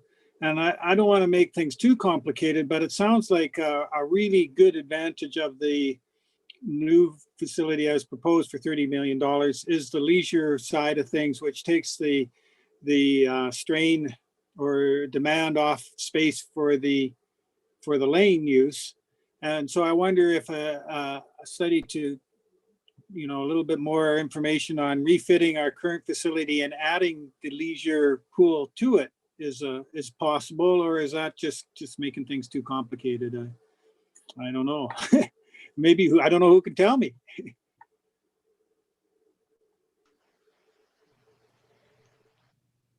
Glenn or Lori, any thoughts on that? Potentially adding the leisure pool? Can you hear me okay? My Zoom is, yeah, thank you. Thank you for the question. Sure, I've done as many feasibility studies personally for new as for additions and renovations. It's a common undertaking for certain. So if that was something that council directed for the feasibility study, it's a perfectly normal request to make. It just is a little more work by the consultants to come up with those proposals. Yep.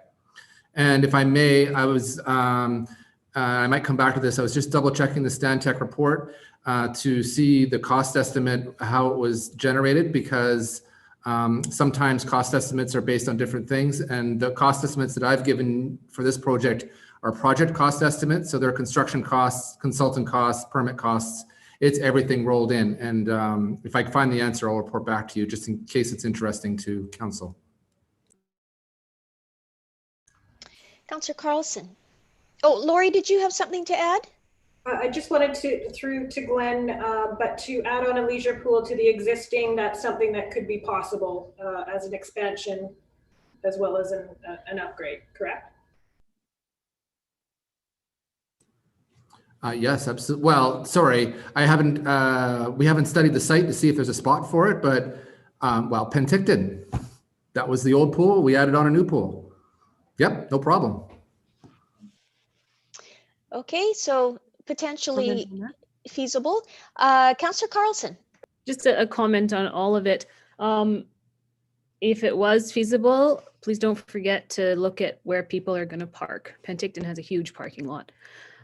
Can you guys still hear me? My phone, yeah, keeps doing this funny thing. The other thing is, there are people who have lived in this town who have paid for this old pool, and there's people who will be paying for this next pool.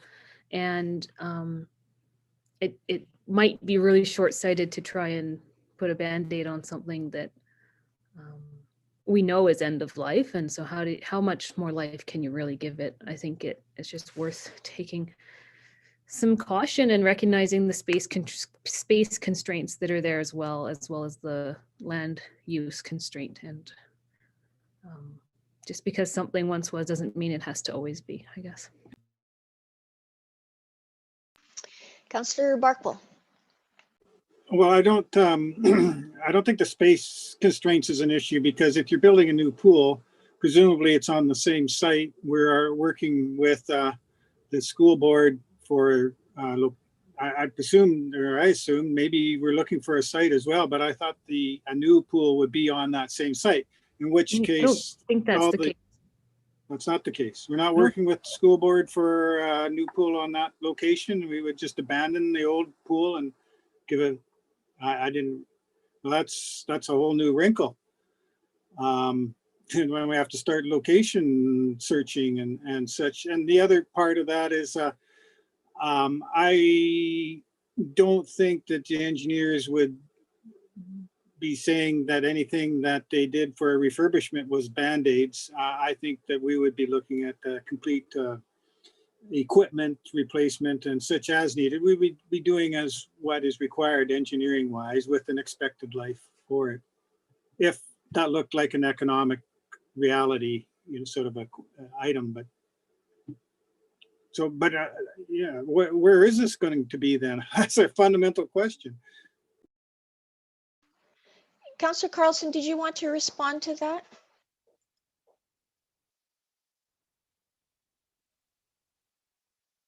Well, I don't think she can hear me. Try again.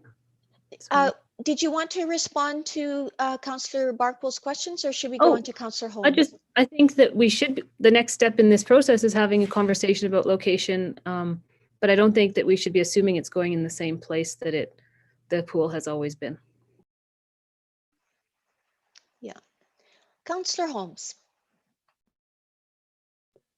Yeah, I was always under the impression that the existing site was an option, but it didn't necessarily have to go there. Could go somewhere else. I just wanted to say, in that Stantec report, they said the cost of upgrading the existing pool and the cost of building a new pool exactly the same size were more or less the same. So they're both roughly $14 million. So so I think I just wanted to point that out, and the cost for, and in that report, the cost for 50% larger was $22.5 million. So that was our starting point, and that's why. So I'm not sure how we got to 83% larger from 50% larger, but I guess the consultants doing their work, they figured that was the minimum size we needed for our community. But I think, whether you upgrade or build new, it probably doesn't matter too much in terms of costs.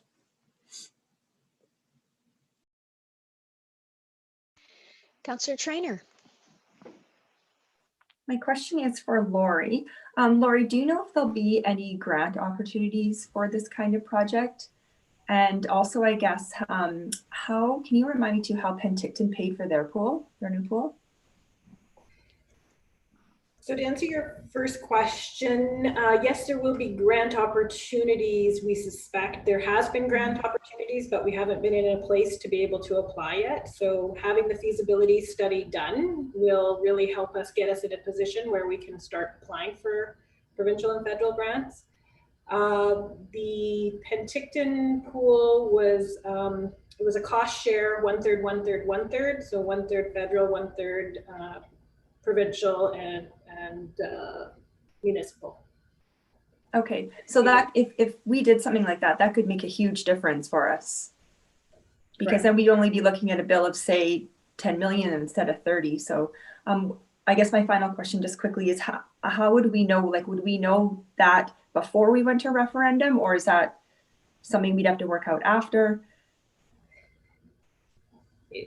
It's something that I've talked about to the consultants as well, and how that, and something I was going to talk to the director of finance. So if we are borrowing, say for $30 million and we are successful for a grant, you know, how does that work? And, you know, it's all about the timing. You know, when we go to referendum, we may have an application in, but we might not have the results yet. And so we haven't sorted out those details, but maybe it's borrowing up to $30 million and letting the community know that we are applying for grants. So this would be sort of the worst case scenario. Ideally, it would be great to have grants in place, and then we're going to the community to vote on borrowing less money, but it's all about timing, and I can't answer that at this point. Okay, that's good. Thank you very much.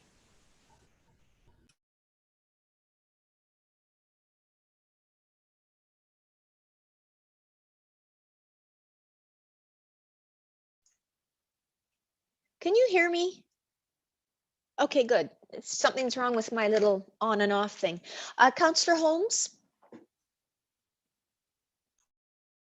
Yeah, thank you. I just want to ask a question about the childcare study that we're expecting in March, and what we expect that to be able to tell us in relation to what's been proposed here. Sure, I can answer that question. The survey will give us an indication of how many childcare spots we have currently, and what how many spaces they're anticipating we're going to need over the next 10 years. Also just results from community input, results from stakeholder input, and create a proposed action plan on how we can meet childcare needs in the future. So we're anticipating that will be completed the end of March. And I can tell you from the preliminary information that I've seen so far, we do have a shortage of spaces in our community. I'm not sure at this point what the gap is and how many spaces we will need. In this proposal, I believe, Glenn, it's 37 spaces that you were estimating, and that's what the cost estimates are based on, a facility for 37 spaces. Okay, thank you. Any other questions, Council? Oh.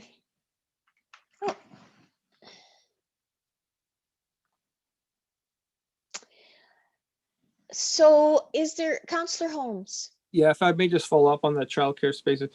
So that provincial childcare spaces program, they provide funding up to $1 million, I believe. Is that still on? Is that still, does anybody know? And would this be eligible for that kind of funding? Through Madam Mayor, I believe there are certain times of the year where you can apply for that, and I don't believe that program has ended yet. I'd have to go and review when the next intake is, but I know as of 6 months ago, the program was still active. Glenn? Thank you. Just to add to that, my experience with the grant funding, both for the aquatic center or the health center or the childcare, is they want to see the equivalent of a feasibility study as part of the application to show that you have determined the size and the cost that goes with it. And if you're able to do that, my experience is that you're better able, more likely to get funding. So feasibility studies. Yeah, I think I agree with what you just said, Glenn. I think it's kind of key in any of our applications is to make sure that we've done our homework. Councillor Barkwill, did you have a question? Yeah. Yes, I'm concerned that the issue of location has come up because I had presumed it was on the school district land. I think we better get that issue nailed down because I can think of no other locations in the community off the top of my head that would be suitable, or that wouldn't cost us extra money or wouldn't be more suitable for housing. So one of the early steps here, I think, is that we should maybe get a commitment from the school district that that land and space can be continued to be used with adequate parking, of course, with the expansion, because whatever we look at, it'd be a bigger footprint and have more traffic than the current facility. But yeah, I'd like to see that part nailed down here at an early phase here. And that would probably be the best solution if we can formalize an agreement with the school district. It's been a sort of an undercurrent sort of understanding that maybe I had and others didn't, but one way or the other, let's nail it down. Lori?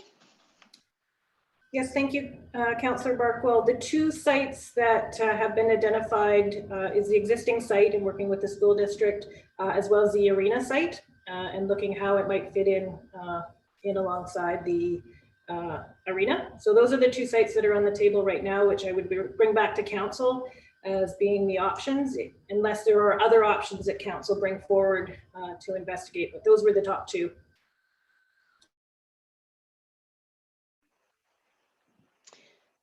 Councillor Barkwell? Yeah, so do we have any sort of preliminary sense from the school board reps that they're amenable to the school, that are there any issues with the school location and saving other footprints for other things?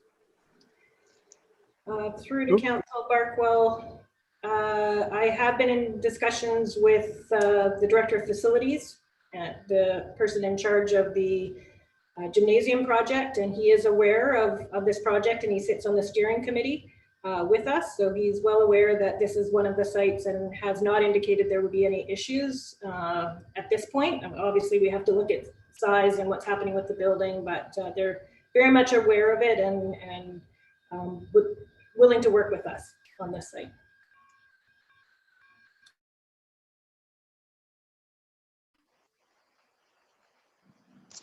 Okay. Councillor Holmes, you had asked if we could have a discussion about the primary care network / community health clinic portion of this. Did you still want to have that discussion, or are you feeling it might be a bit premature, or what's your wishes?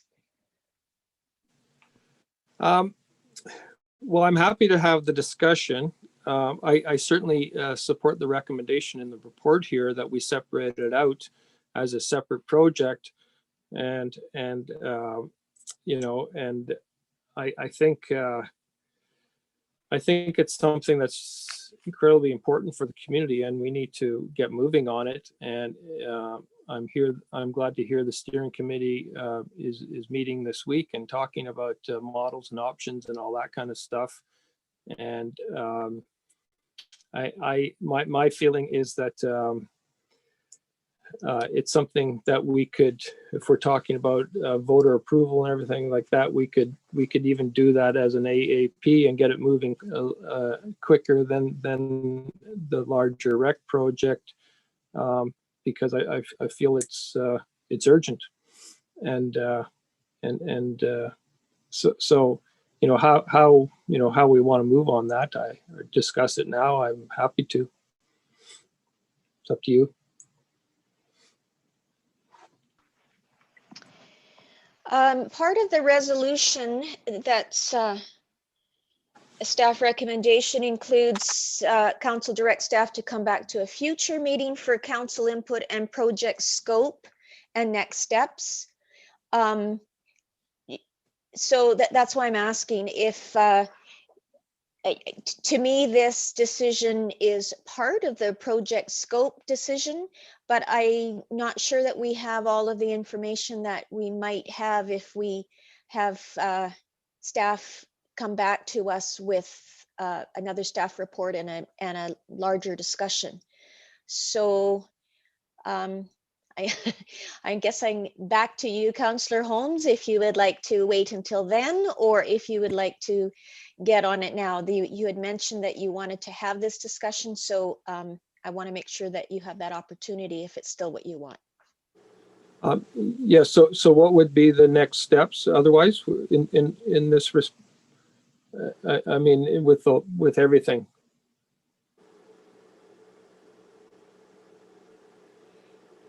Well, according to the resolution that's come forward, is a future meeting for council input on project scope Right. So and next steps. So when would that be? Lori, Graham? I'm hoping for the next council meeting. It will depend on how our meeting goes this week with the primary healthcare discussion. But if we can get enough information together this week, we would be coming back to the first meeting in February to discuss next steps. And if not, then the following meeting in February. Okay, I think we should wait till then. I agree. Thank you, Lori. Thanks. Okay, if there aren't any more questions, I don't see any hands up at this point. Could I have someone on council bring forward the Councillor Trainer? I'll bring forward the resolution. So we're receiving the, okay, go ahead. Yeah, that we accept this needs assessment final report for information, and that council directs staff to come back to a future meeting for council input on the project scope and next steps. Thank you, Councillor Trainer. Seconder? Councillor Holmes? And any further discussion?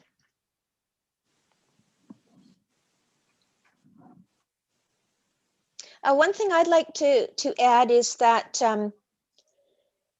when we're talking about the project scope, or really, I guess, anything to do with this project, when we're referencing the potential for the referendum, which we're hoping will be a question of our community in the fall of next year, at least that's where we're headed to, as far as I understand.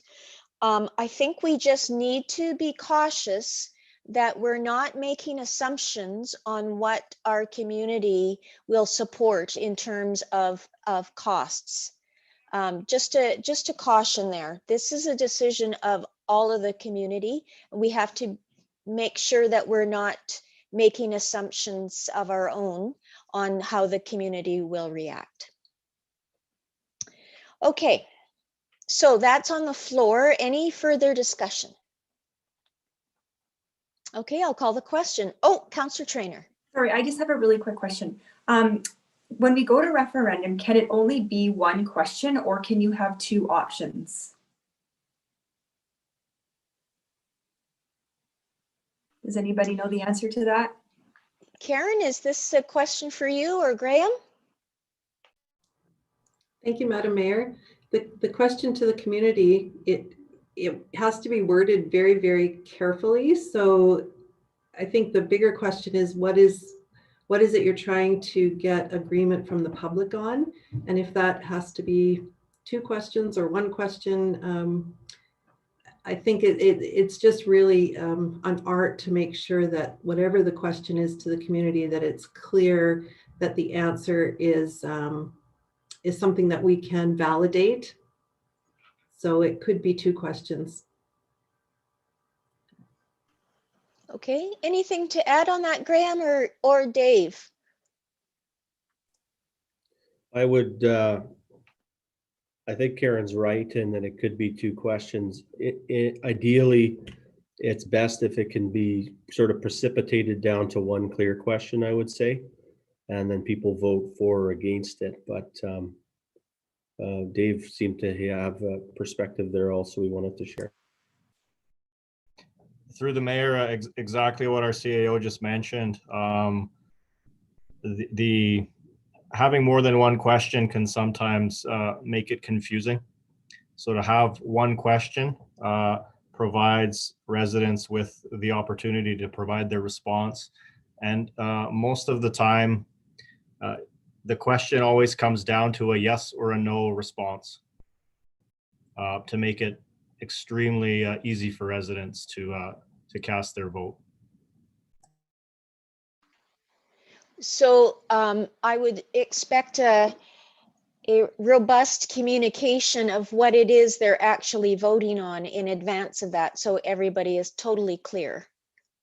Yes. Okay. Councillor Van Alphen. Thank you, Madam Mayor. So going back to that, comment, one specific clear question at a referendum time. So if the question is, do you want to spend $30 million on a new aquatic facility? And the answer comes back no, then can we go ahead and spend $15 million on a renovation? Or does it have to go out again? I don't know the answer to that. I just throwing it out there, and hopefully somebody might know the answer.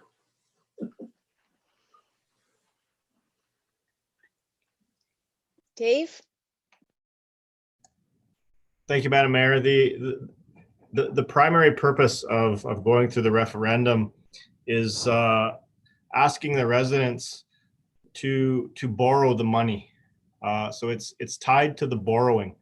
So if the referendum was to come back and the residents were to say that no, they did not wish to borrow $30 million, then the district would need to do one of two things. We would need to find $30 million of non-borrowing money to go ahead, or go back to the public with a revised question with a different price tag. Thank you. Okay, if there's no further discussion, I will call the question. All in favor? Any opposed? Okay, that carries unanimously. Thank you, Council.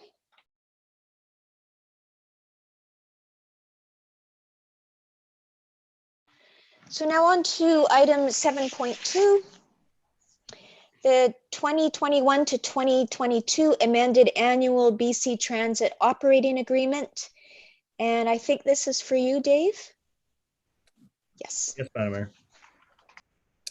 So thank you, Madam Mayor. The District of Summerland's transit system is operated through BC Transit, and we annually sign an operating agreement with them for this service. Historically, the operating agreement is received in the early summer. Now, however, due to COVID-19, the 2020 documents were delayed. The amended operating agreement attached to the report reflects Summerland's $24,265 portion of the Safe Restart Grant contribution that we're receiving from the federal government. Now, in order to receive this one-time grant, the district is required to submit the signed agreement to BC Transit by January 31st, so within the next 6 days. Overall, the amended operating agreement reflects a $64,375 decrease when we compare it to the original budget that we received from BC Transit last year. For the most part, this decrease does not reflect a drop in operational costs, but it is made up of the Safe Restart Grant, which we just spoke about, as well as the usage of $37,700 in transit reserves. Those are the two primary factors taking into account this budget or this amended agreement. And that concludes my report, Madam Mayor.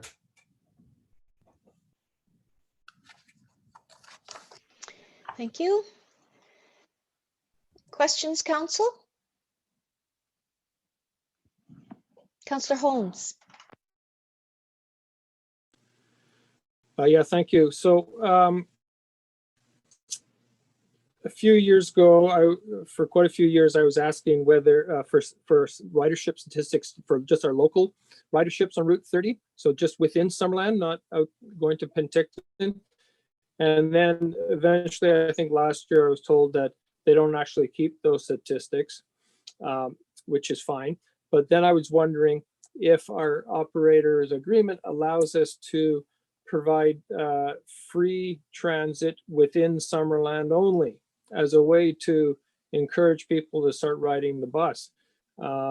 Because I don't imagine a whole lot of people use it just within Summerland. They only use it to go to Penticton. And this would be a great way to get people used to using the bus. But nobody was sure of the logistics of it, or if it was even possible for us to do that with our operators agreement.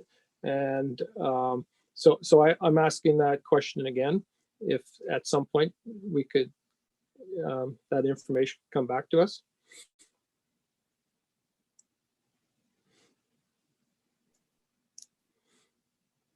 Am I on mute? I can't. No, I'm not. Through the mayor. You're good. Thank you, Councillor Holmes. I do not know the answer to that question, but it is something that I can definitely look into and provide council with an update.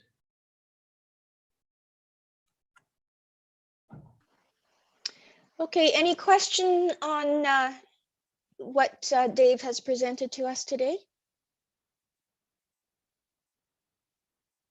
Okay, I will ask someone to, Councillor Holmes. Sorry, Madam Mayor. So I know this is for Route 30, but I also, if we're communicating with BC Transit, I'd also, Route 70, we've had this problem with them before. That's the route to Kelowna. That on their marketing material, the route guide, they don't mark the stop at Highway 97 and Prairie Valley, but down by IGA and Tim Hortons there. That's not marked as a bus stop, and so nobody knows that that's actually a bus, that's a legitimate stop for Route 70. So, and I remember raising with BC Transit before, and it was an oversight at the time, but it's still an oversight now. So sorry, I don't want to hark on, but I see transit on the agenda. I've got to raise these things. Right. So through the mayor, Councillor Holmes, once I will be sending off, if council does move ahead with signing this agreement, I will be sending it off to our representative at BC Transit, and I will definitely raise those two questions that you have posed. Thank you. Okay, I'll ask again, is there someone on council that will bring forward this resolution, please? Councillor Holmes, seconder. Councillor Traynor. Any further discussion? All in favor? Great, that's unanimous, thank you. On now to item 7.3, Clean BC Organic Infrastructure and Collection Program. And our CAO is starting us out on this one. Thank you, Your Worship. So this item is looking for council support for the grant application for the residential organics waste collection project. If supported, this would provide 2/3 of the funding towards the eligible costs of the residential organic waste collection program. Our portion would amount to $225,820. Again, if that is ultimately a grant that is funded. The initial conversation with council on this item was back in December 14th in 2020, at which time staff was asked to explore funding options and prepare an application. This project does support council's priorities for building community resilience, and it supports the community plan and also the community climate action plan by reducing organic waste. So I'll turn it over to Chris now to speak to the report in more detail. Thank you, CAO.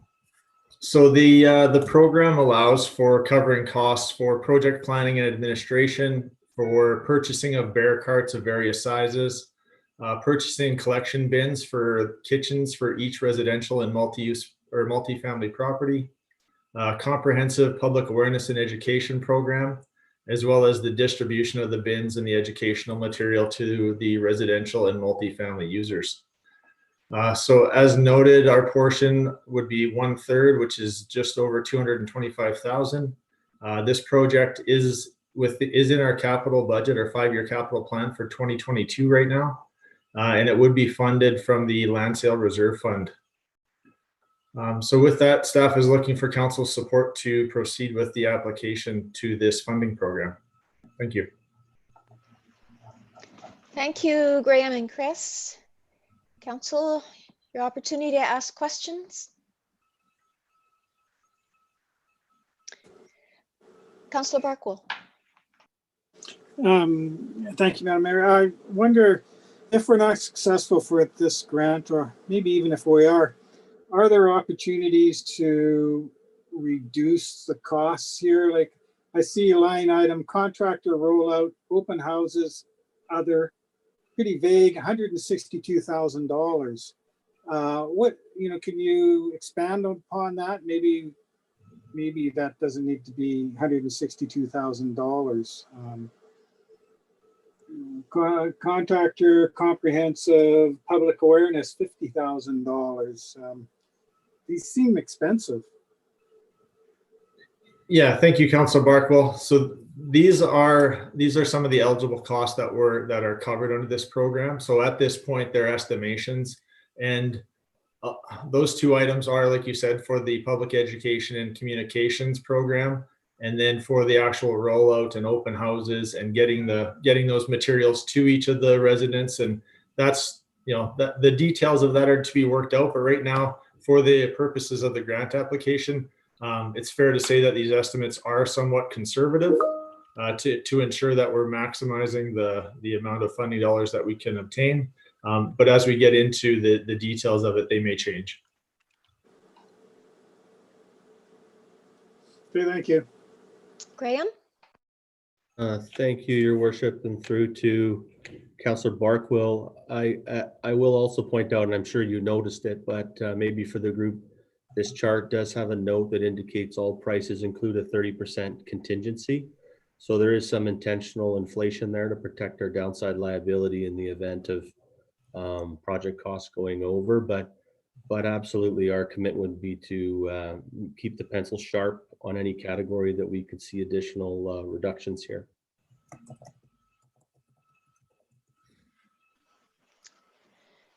Thank you. Any other questions? Councillor Patton. Thank you, Madam Mayor. Maybe more of a comment. I'm really having a problem us using our land sales reserve for this. I think that we've put a lot of money into our landfill. We've now, I can only assume we've depleted our landfill reserves. That's why we're going into land sale reserves. And as Councillor Barkwell was speaking of, the grants will come, and I would rather us see the organics finished, get the construction project done, and then we look at how we're going to, or prior to it being completed, the other grant opportunities to come that we can take a look at what opportunities are available then. But I think that we're now we're starting to dip into our land sales monies where I'm going to sound like a broken record, but each one of us stood up at the time of the elections and said we would look at options for affordable and attainable housing. And now we're taking money from an account that we could utilize for that and putting it back towards our landfill. And I truly think that we should be utilizing landfill monies for landfill upgrades and not using our land sales reserves. Thank you. So I heard a couple of questions in there, Councillor Patton, about the landfill reserves being depleted. And I guess the implication that perhaps this particular project could be pushed back to next year. Are those, is that valid to ask those questions? Absolutely. Thank you so much, Madam Mayor. Okay, Chris, are you able to give us some insight on those questions? Thank you, Madam Mayor. Definitely on the project timing, I can. As far as the funding sources, I'll have to defer to our Director of Finance. But pushing this back a year, as far as timing, it is going to occur in 2021 and likely into 2022. If we wait and don't pursue this funding opportunity for 2/3 funding, there may not be a similar program available in 2022. And so the district could be liable for more of those costs than just the 1/3. But as far as the land sale reserve funding that's shown right now in the 5-year capital, Dave, would you be able to speak to that, please? Thank you, Madam Mayor. Yes, Councillor Patton comment in relation to the usage of funding and why we're not using the landfill improvement reserve was correct. The landfill improvement reserve account does not have sufficient funding in 2020 or 2021 to move forward with our share of this project. Council will recall at our capital budget meeting last week, we talked about reserves and all of the different funding mechanisms that go into those reserves. So when we look at the landfill improvement reserve, that is the one where the district allocates the full complement of the Recycle BC payments, and we're budgeting $192,000 of contributions annually into that reserve. However, the capital plan does take into account additional landfill projects. So hence why there's not sufficient funding there. The primary reason the land sale reserve account was used, again, at that meeting, council was made aware that the landfill reserve fund, the land sale reserve fund, the district is required to put any land sales into that reserve. However, the district can use those funds on any capital projects that you wish. The two other reserve accounts that we could have potentially looked at using, one was the Community Works Fund. The reason that one wasn't chosen is a lot of times with these grant applications, they have stacking rules. And that would be deemed, if we were to use those funds, it would be deemed we would be stacking because that is gas tax funding. So that's why that reserve wasn't chosen. And then the last reserve we could have potentially utilized was a Capital Works reserve. And just that's our primary reserve for all of our other general capital budget items. And looking at kind of the next 2 to 3 years, we just don't have sufficient funding to cover that off. So, Madam Mayor, that is why the land sale reserve fund was utilized during the budget presentation. I hope that answers Councillor Patton's question.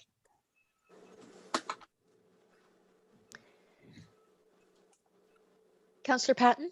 Oh, thank you, David. When I read that, that was the forefront in my mind was, okay, we've depleted our landfill reserves. And after coming out of just being last Wednesday where we did talk about our reserves, to be quite truthful, I find, we went through all the talks for the whole day in regards to what monies were going where. And then we, not even a week later, we're looking at, okay, well, now we need to look at taking some more money out of reserves. And I think we just got to take a step back here and let's let the project get up and almost finished, and grant applications, grants come. Like, we know how many grants are out there, and it's not like we'll never see a grant for this again. But anyway, that's me ranting now. So thank you so much. I'll go back to Dave and then Councillor Barkwill, followed by Councillor Van Elfen. Thank you, Madam Mayor. Just for clarification, this project was on the capital plan when council saw it the other day.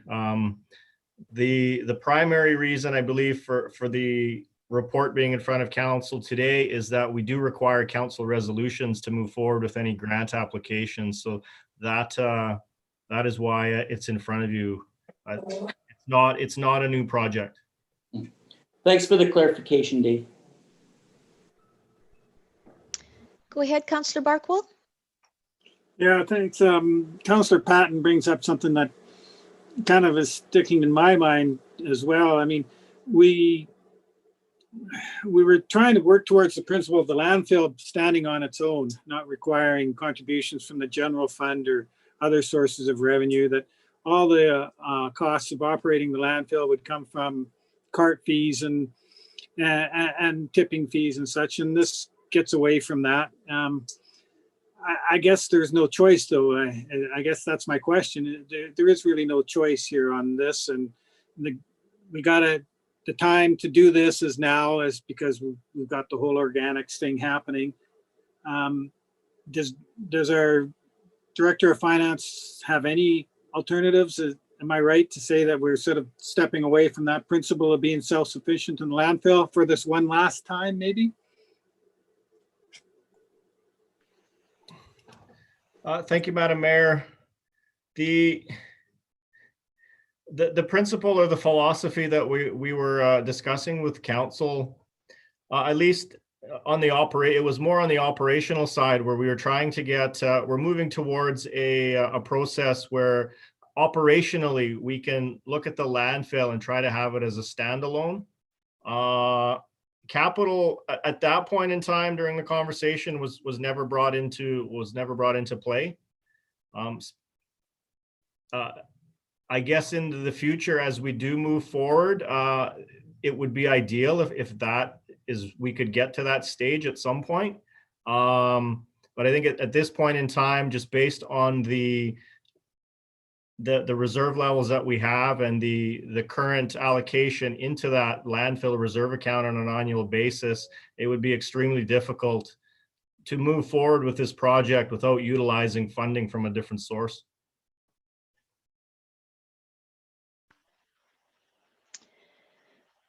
Okay, that answers your question. Okay, Councillor Barkwell. Okay, Councillor Van Elfen, you're next, and then Councillor Holmes. Thank you, Madam Mayor. So at budget, we cut the advertising budget for the organics. Am I correct, David? So now I read in here, we apply for this grant, we can go back to the whole advertising again. So we deleted it, or we cut it in budget, and now it's here again. And number two, I asked this question about a month ago. Is this a program that every resident has to buy into, or can residents opt out?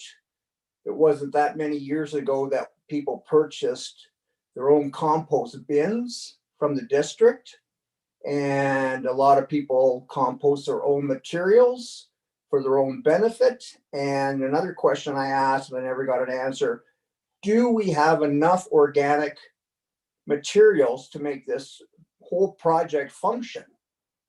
And I never did get answers to those. So thank you. Yeah, so I can speak to that. Thank you, Madam Mayor. As far as the advertising amount, in the operating budget discussion, it was reduced from 65,000 to 22,000, so it wasn't removed. And this 22,000 would be used to fund the district's 1/3 for that line item in this project. So we anticipate 52,000 for the organics, education and public awareness piece.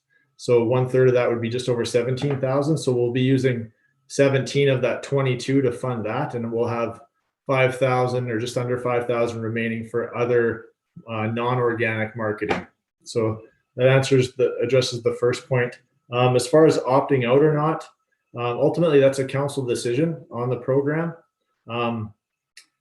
Similar to curbside collection, the solid waste or the garbage collection isn't a service that residents can opt out of. It's one that all utility users pay, and some have chosen to not have green carts, for instance, or to not have recycling bins just due to low storage on their own property, and so their carts have been they've given their carts back to the district to hold on to. However, they still pay for the cost of those programs within their monthly utility fee that's on their bill.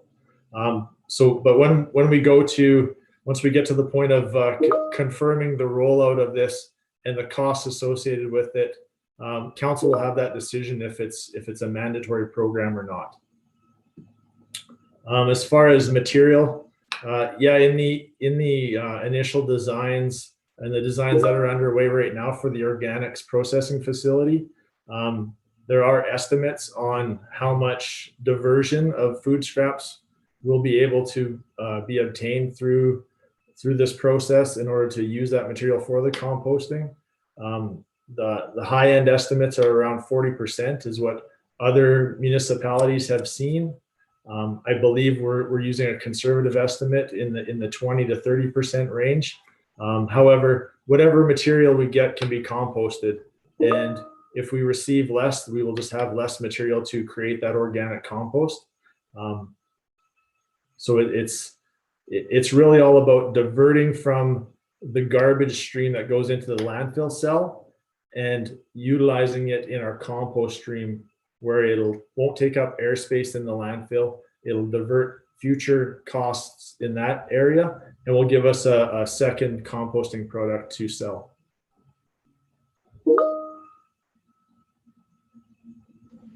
Councillor Holmes and then Councillor Carlson.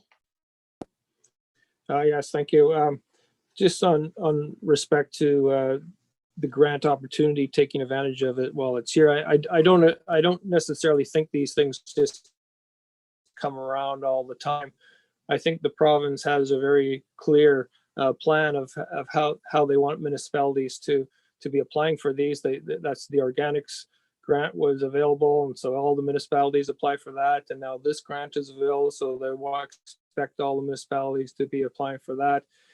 And I don't think you can count on it coming around again anytime soon. I think this is what the province wants us to do, and for example, RDS has applied for the same thing. So I was wondering if so I have two questions. One, is there opportunities to have some shared education and communications work with the RDS to do that, pool our resources a little bit? And secondly, I have a question regarding the bear carts and how that is envisioned in being rolled out, because some parts of town, it's obviously worse than other parts of town.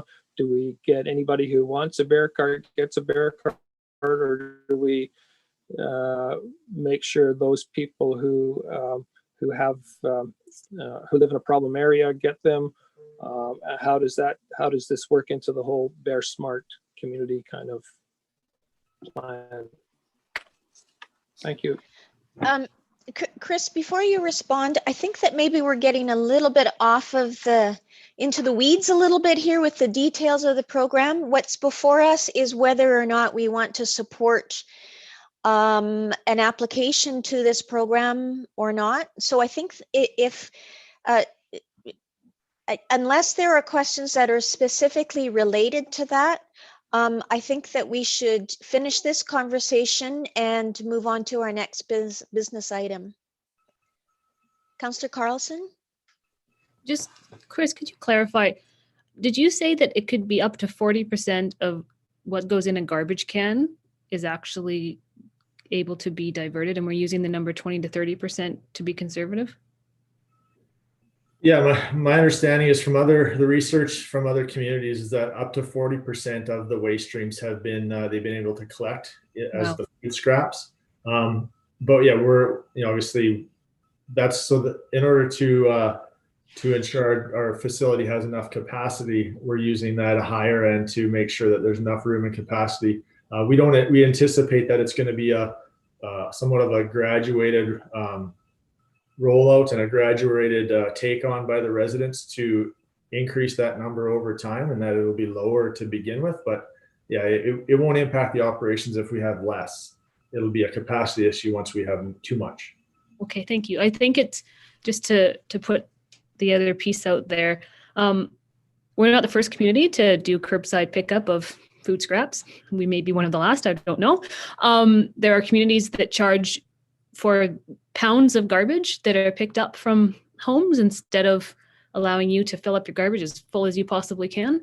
There are places where they've educated their citizens to recycle very well and to compost and recycle food waste very well. And I think that that's where we're at, and making sure we invest in educating citizens and we encourage them and we show them the value of it, and what kind of space we're going to save at the landfill, what kind of returns we get from those materials that are recycled. I think I heard $192,000 a year from Recycle BC. That's a lot of money that comes back from people putting the proper cardboard and the proper plastic and the proper tin in the right place instead of mixing it or putting the wrong thing in or throwing it in the garbage. So I think that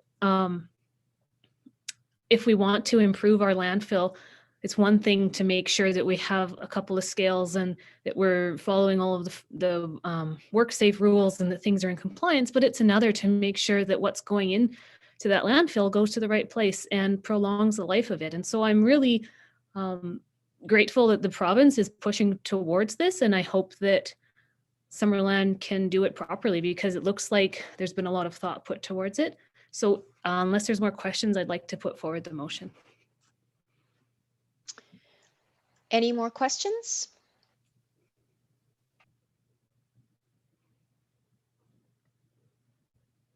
Okay, I will move that the grant funding application for the Summerland Residential Organic Waste Collection Project through the Clean BC Organic Infrastructure and Collection Program be supported, and that Council supports the Summerland Residential Organic Waste Collection Project and commits the District of Summerland's share of the project eligible costs, 33.3%, which is estimated to be $225,820, and will be allocated from the Land Sale Reserve Fund.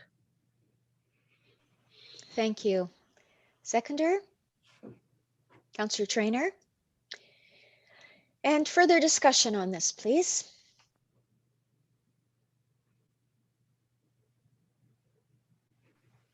Okay, I don't see any hands raised, so I'll call the question. All in favor?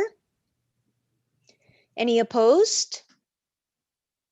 Councillor Patton and Councillor Van Elfen are opposed. So the motion carries. Okay, on to 7.4. Quarterly procurement report for 2020 Q4, so the last 3 months of last year.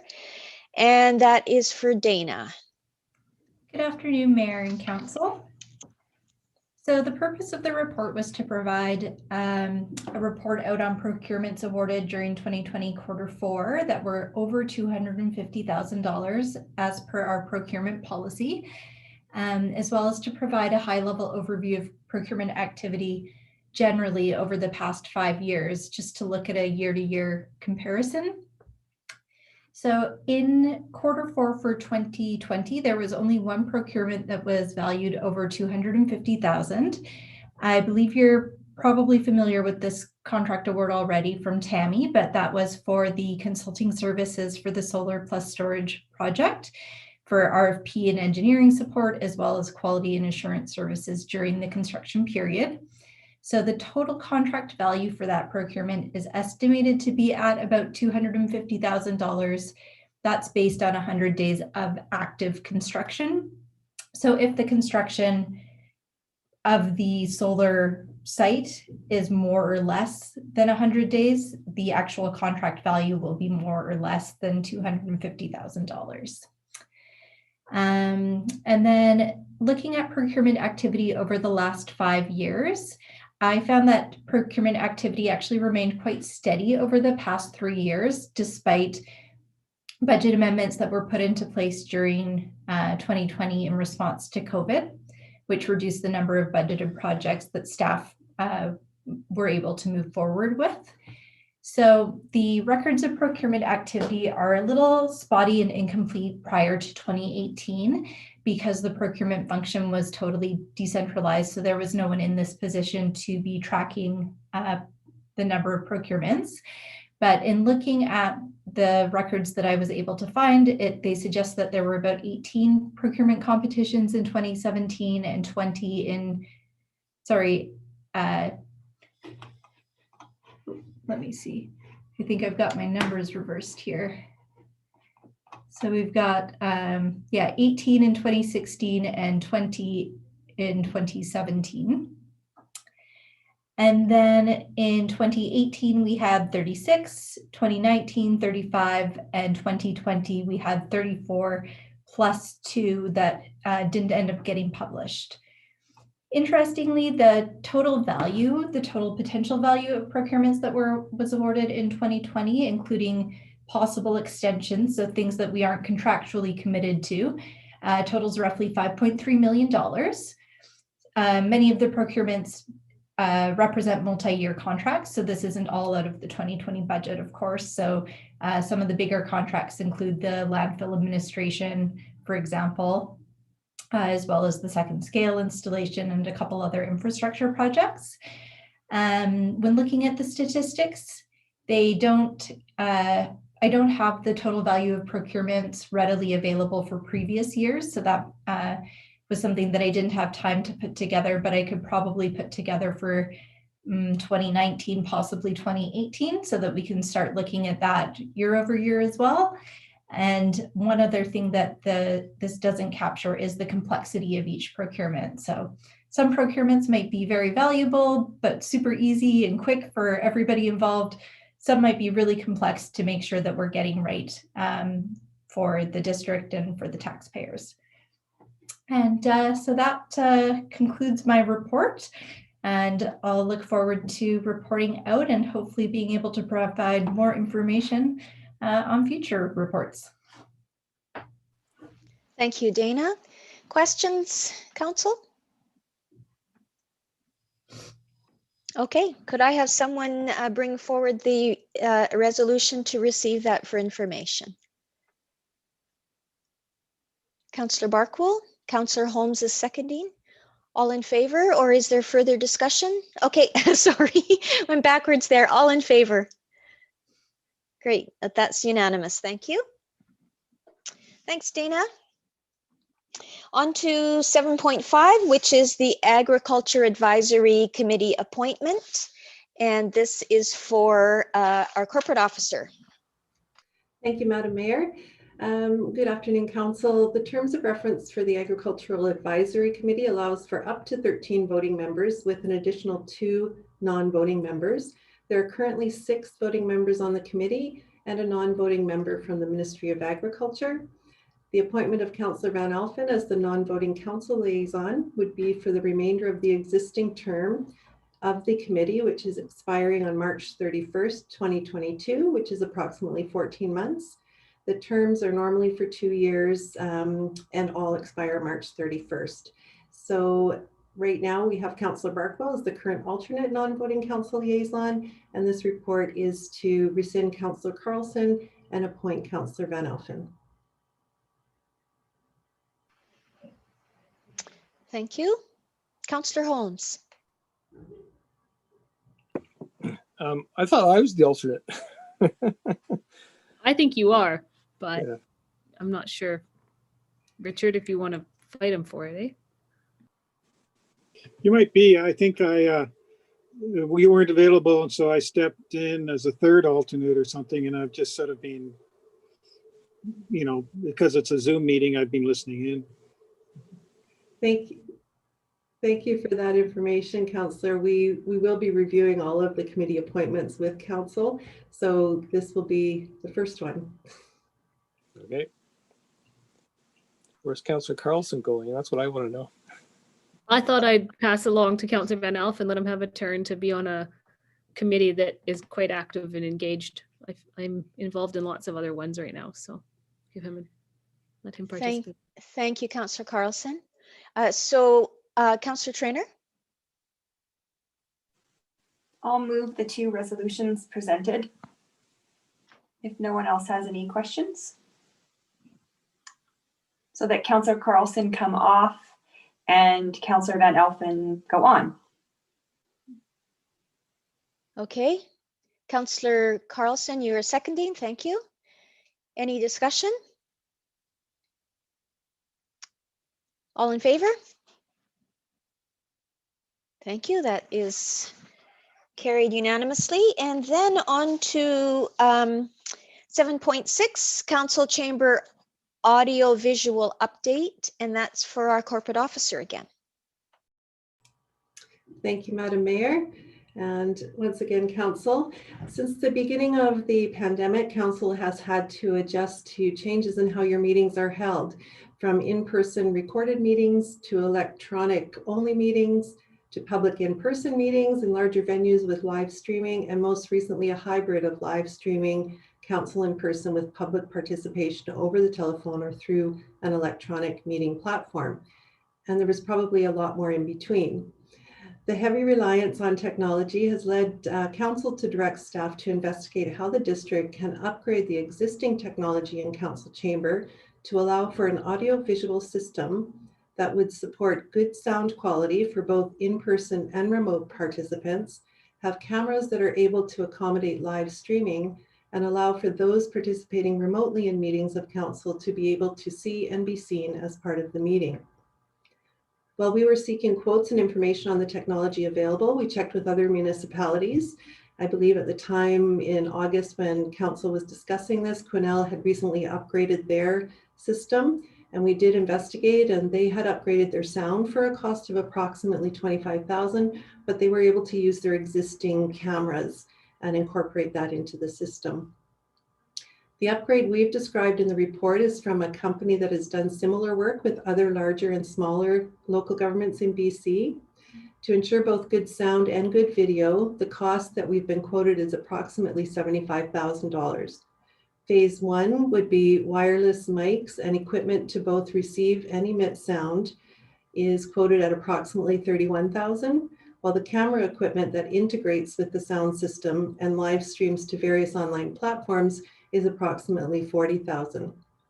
Staff are recommending that should Council wish to proceed, that both the audio and visual components be implemented together to help minimize the disruption to Council in Council chambers and reduce duplication in installation fees. We have confirmed that funding for this technology upgrade will be covered or is able to be covered by the COVID relief funding. And that concludes my comments, Your Worship. Thank you, Ms. Needham. Questions, Council? Councillor Barkwell. Yes, I think, I guess I don't want to get too much into the weeds or the operational aspects of it, but wireless mics don't seem necessarily a good idea, I think, if they can be avoided. I think you always get better quality with the wired things, and it's a little, and it's maybe a small thing, but it seems like batteries are always going dead with wireless things, and cause disruption and delay. And if possible, if it's feasible, I'd like to see the plan give consideration to regular wired microphones, because the sound aspect is the most important part of it. The video, well, the fuzzier it is, the better I look. So that's my comment here. Thank you.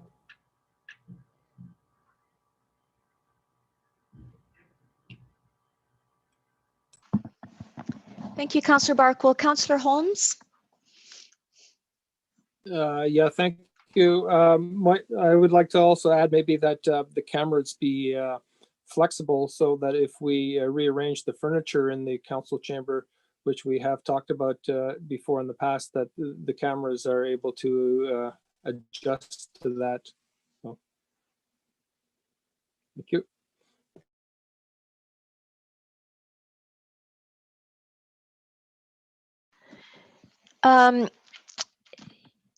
Corporate Officer, are you able to speak to either of those thoughts?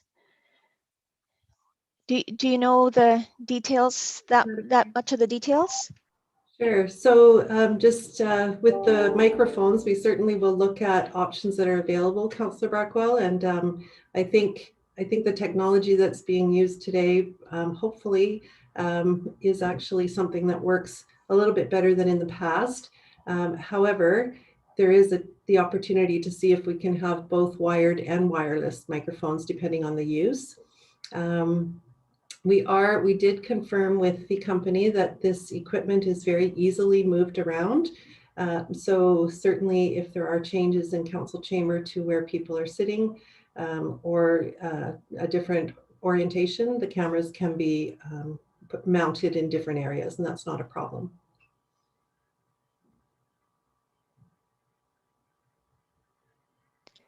Thank you. Councillor Barkwell.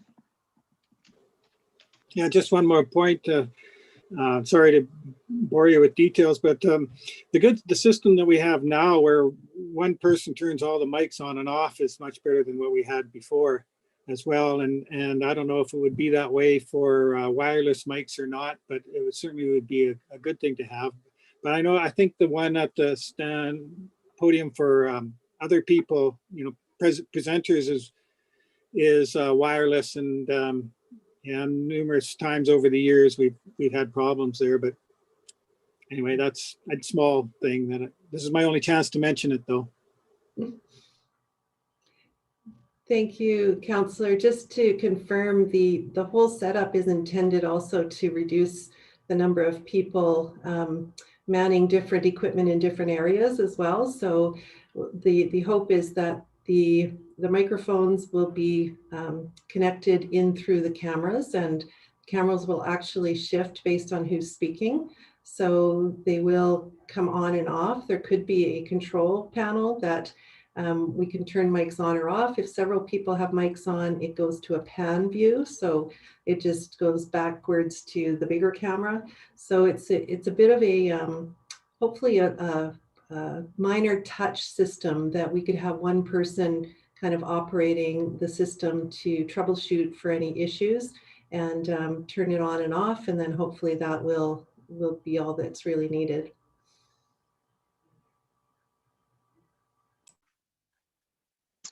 Okay, any other questions? Councillor Traynor. I'll bring this forward. I don't have any further questions. I think this is a really good investment for us, and this is one of the things that I think the COVID funding is a really good use for, and hopefully it will help people at home be able to hear us better and see us better, because we got a lot of complaints about the sound quality. So I think it's part of transparency, improving that and allowing people to hear better from home. So I'll move the resolutions as presented.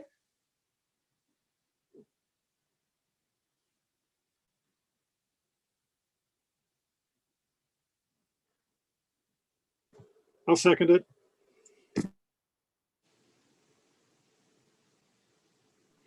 Councillor Holmes, did you have more discussion? No. Okay. I'll call the question then. All in favor? Any opposed? Thank you. That carries.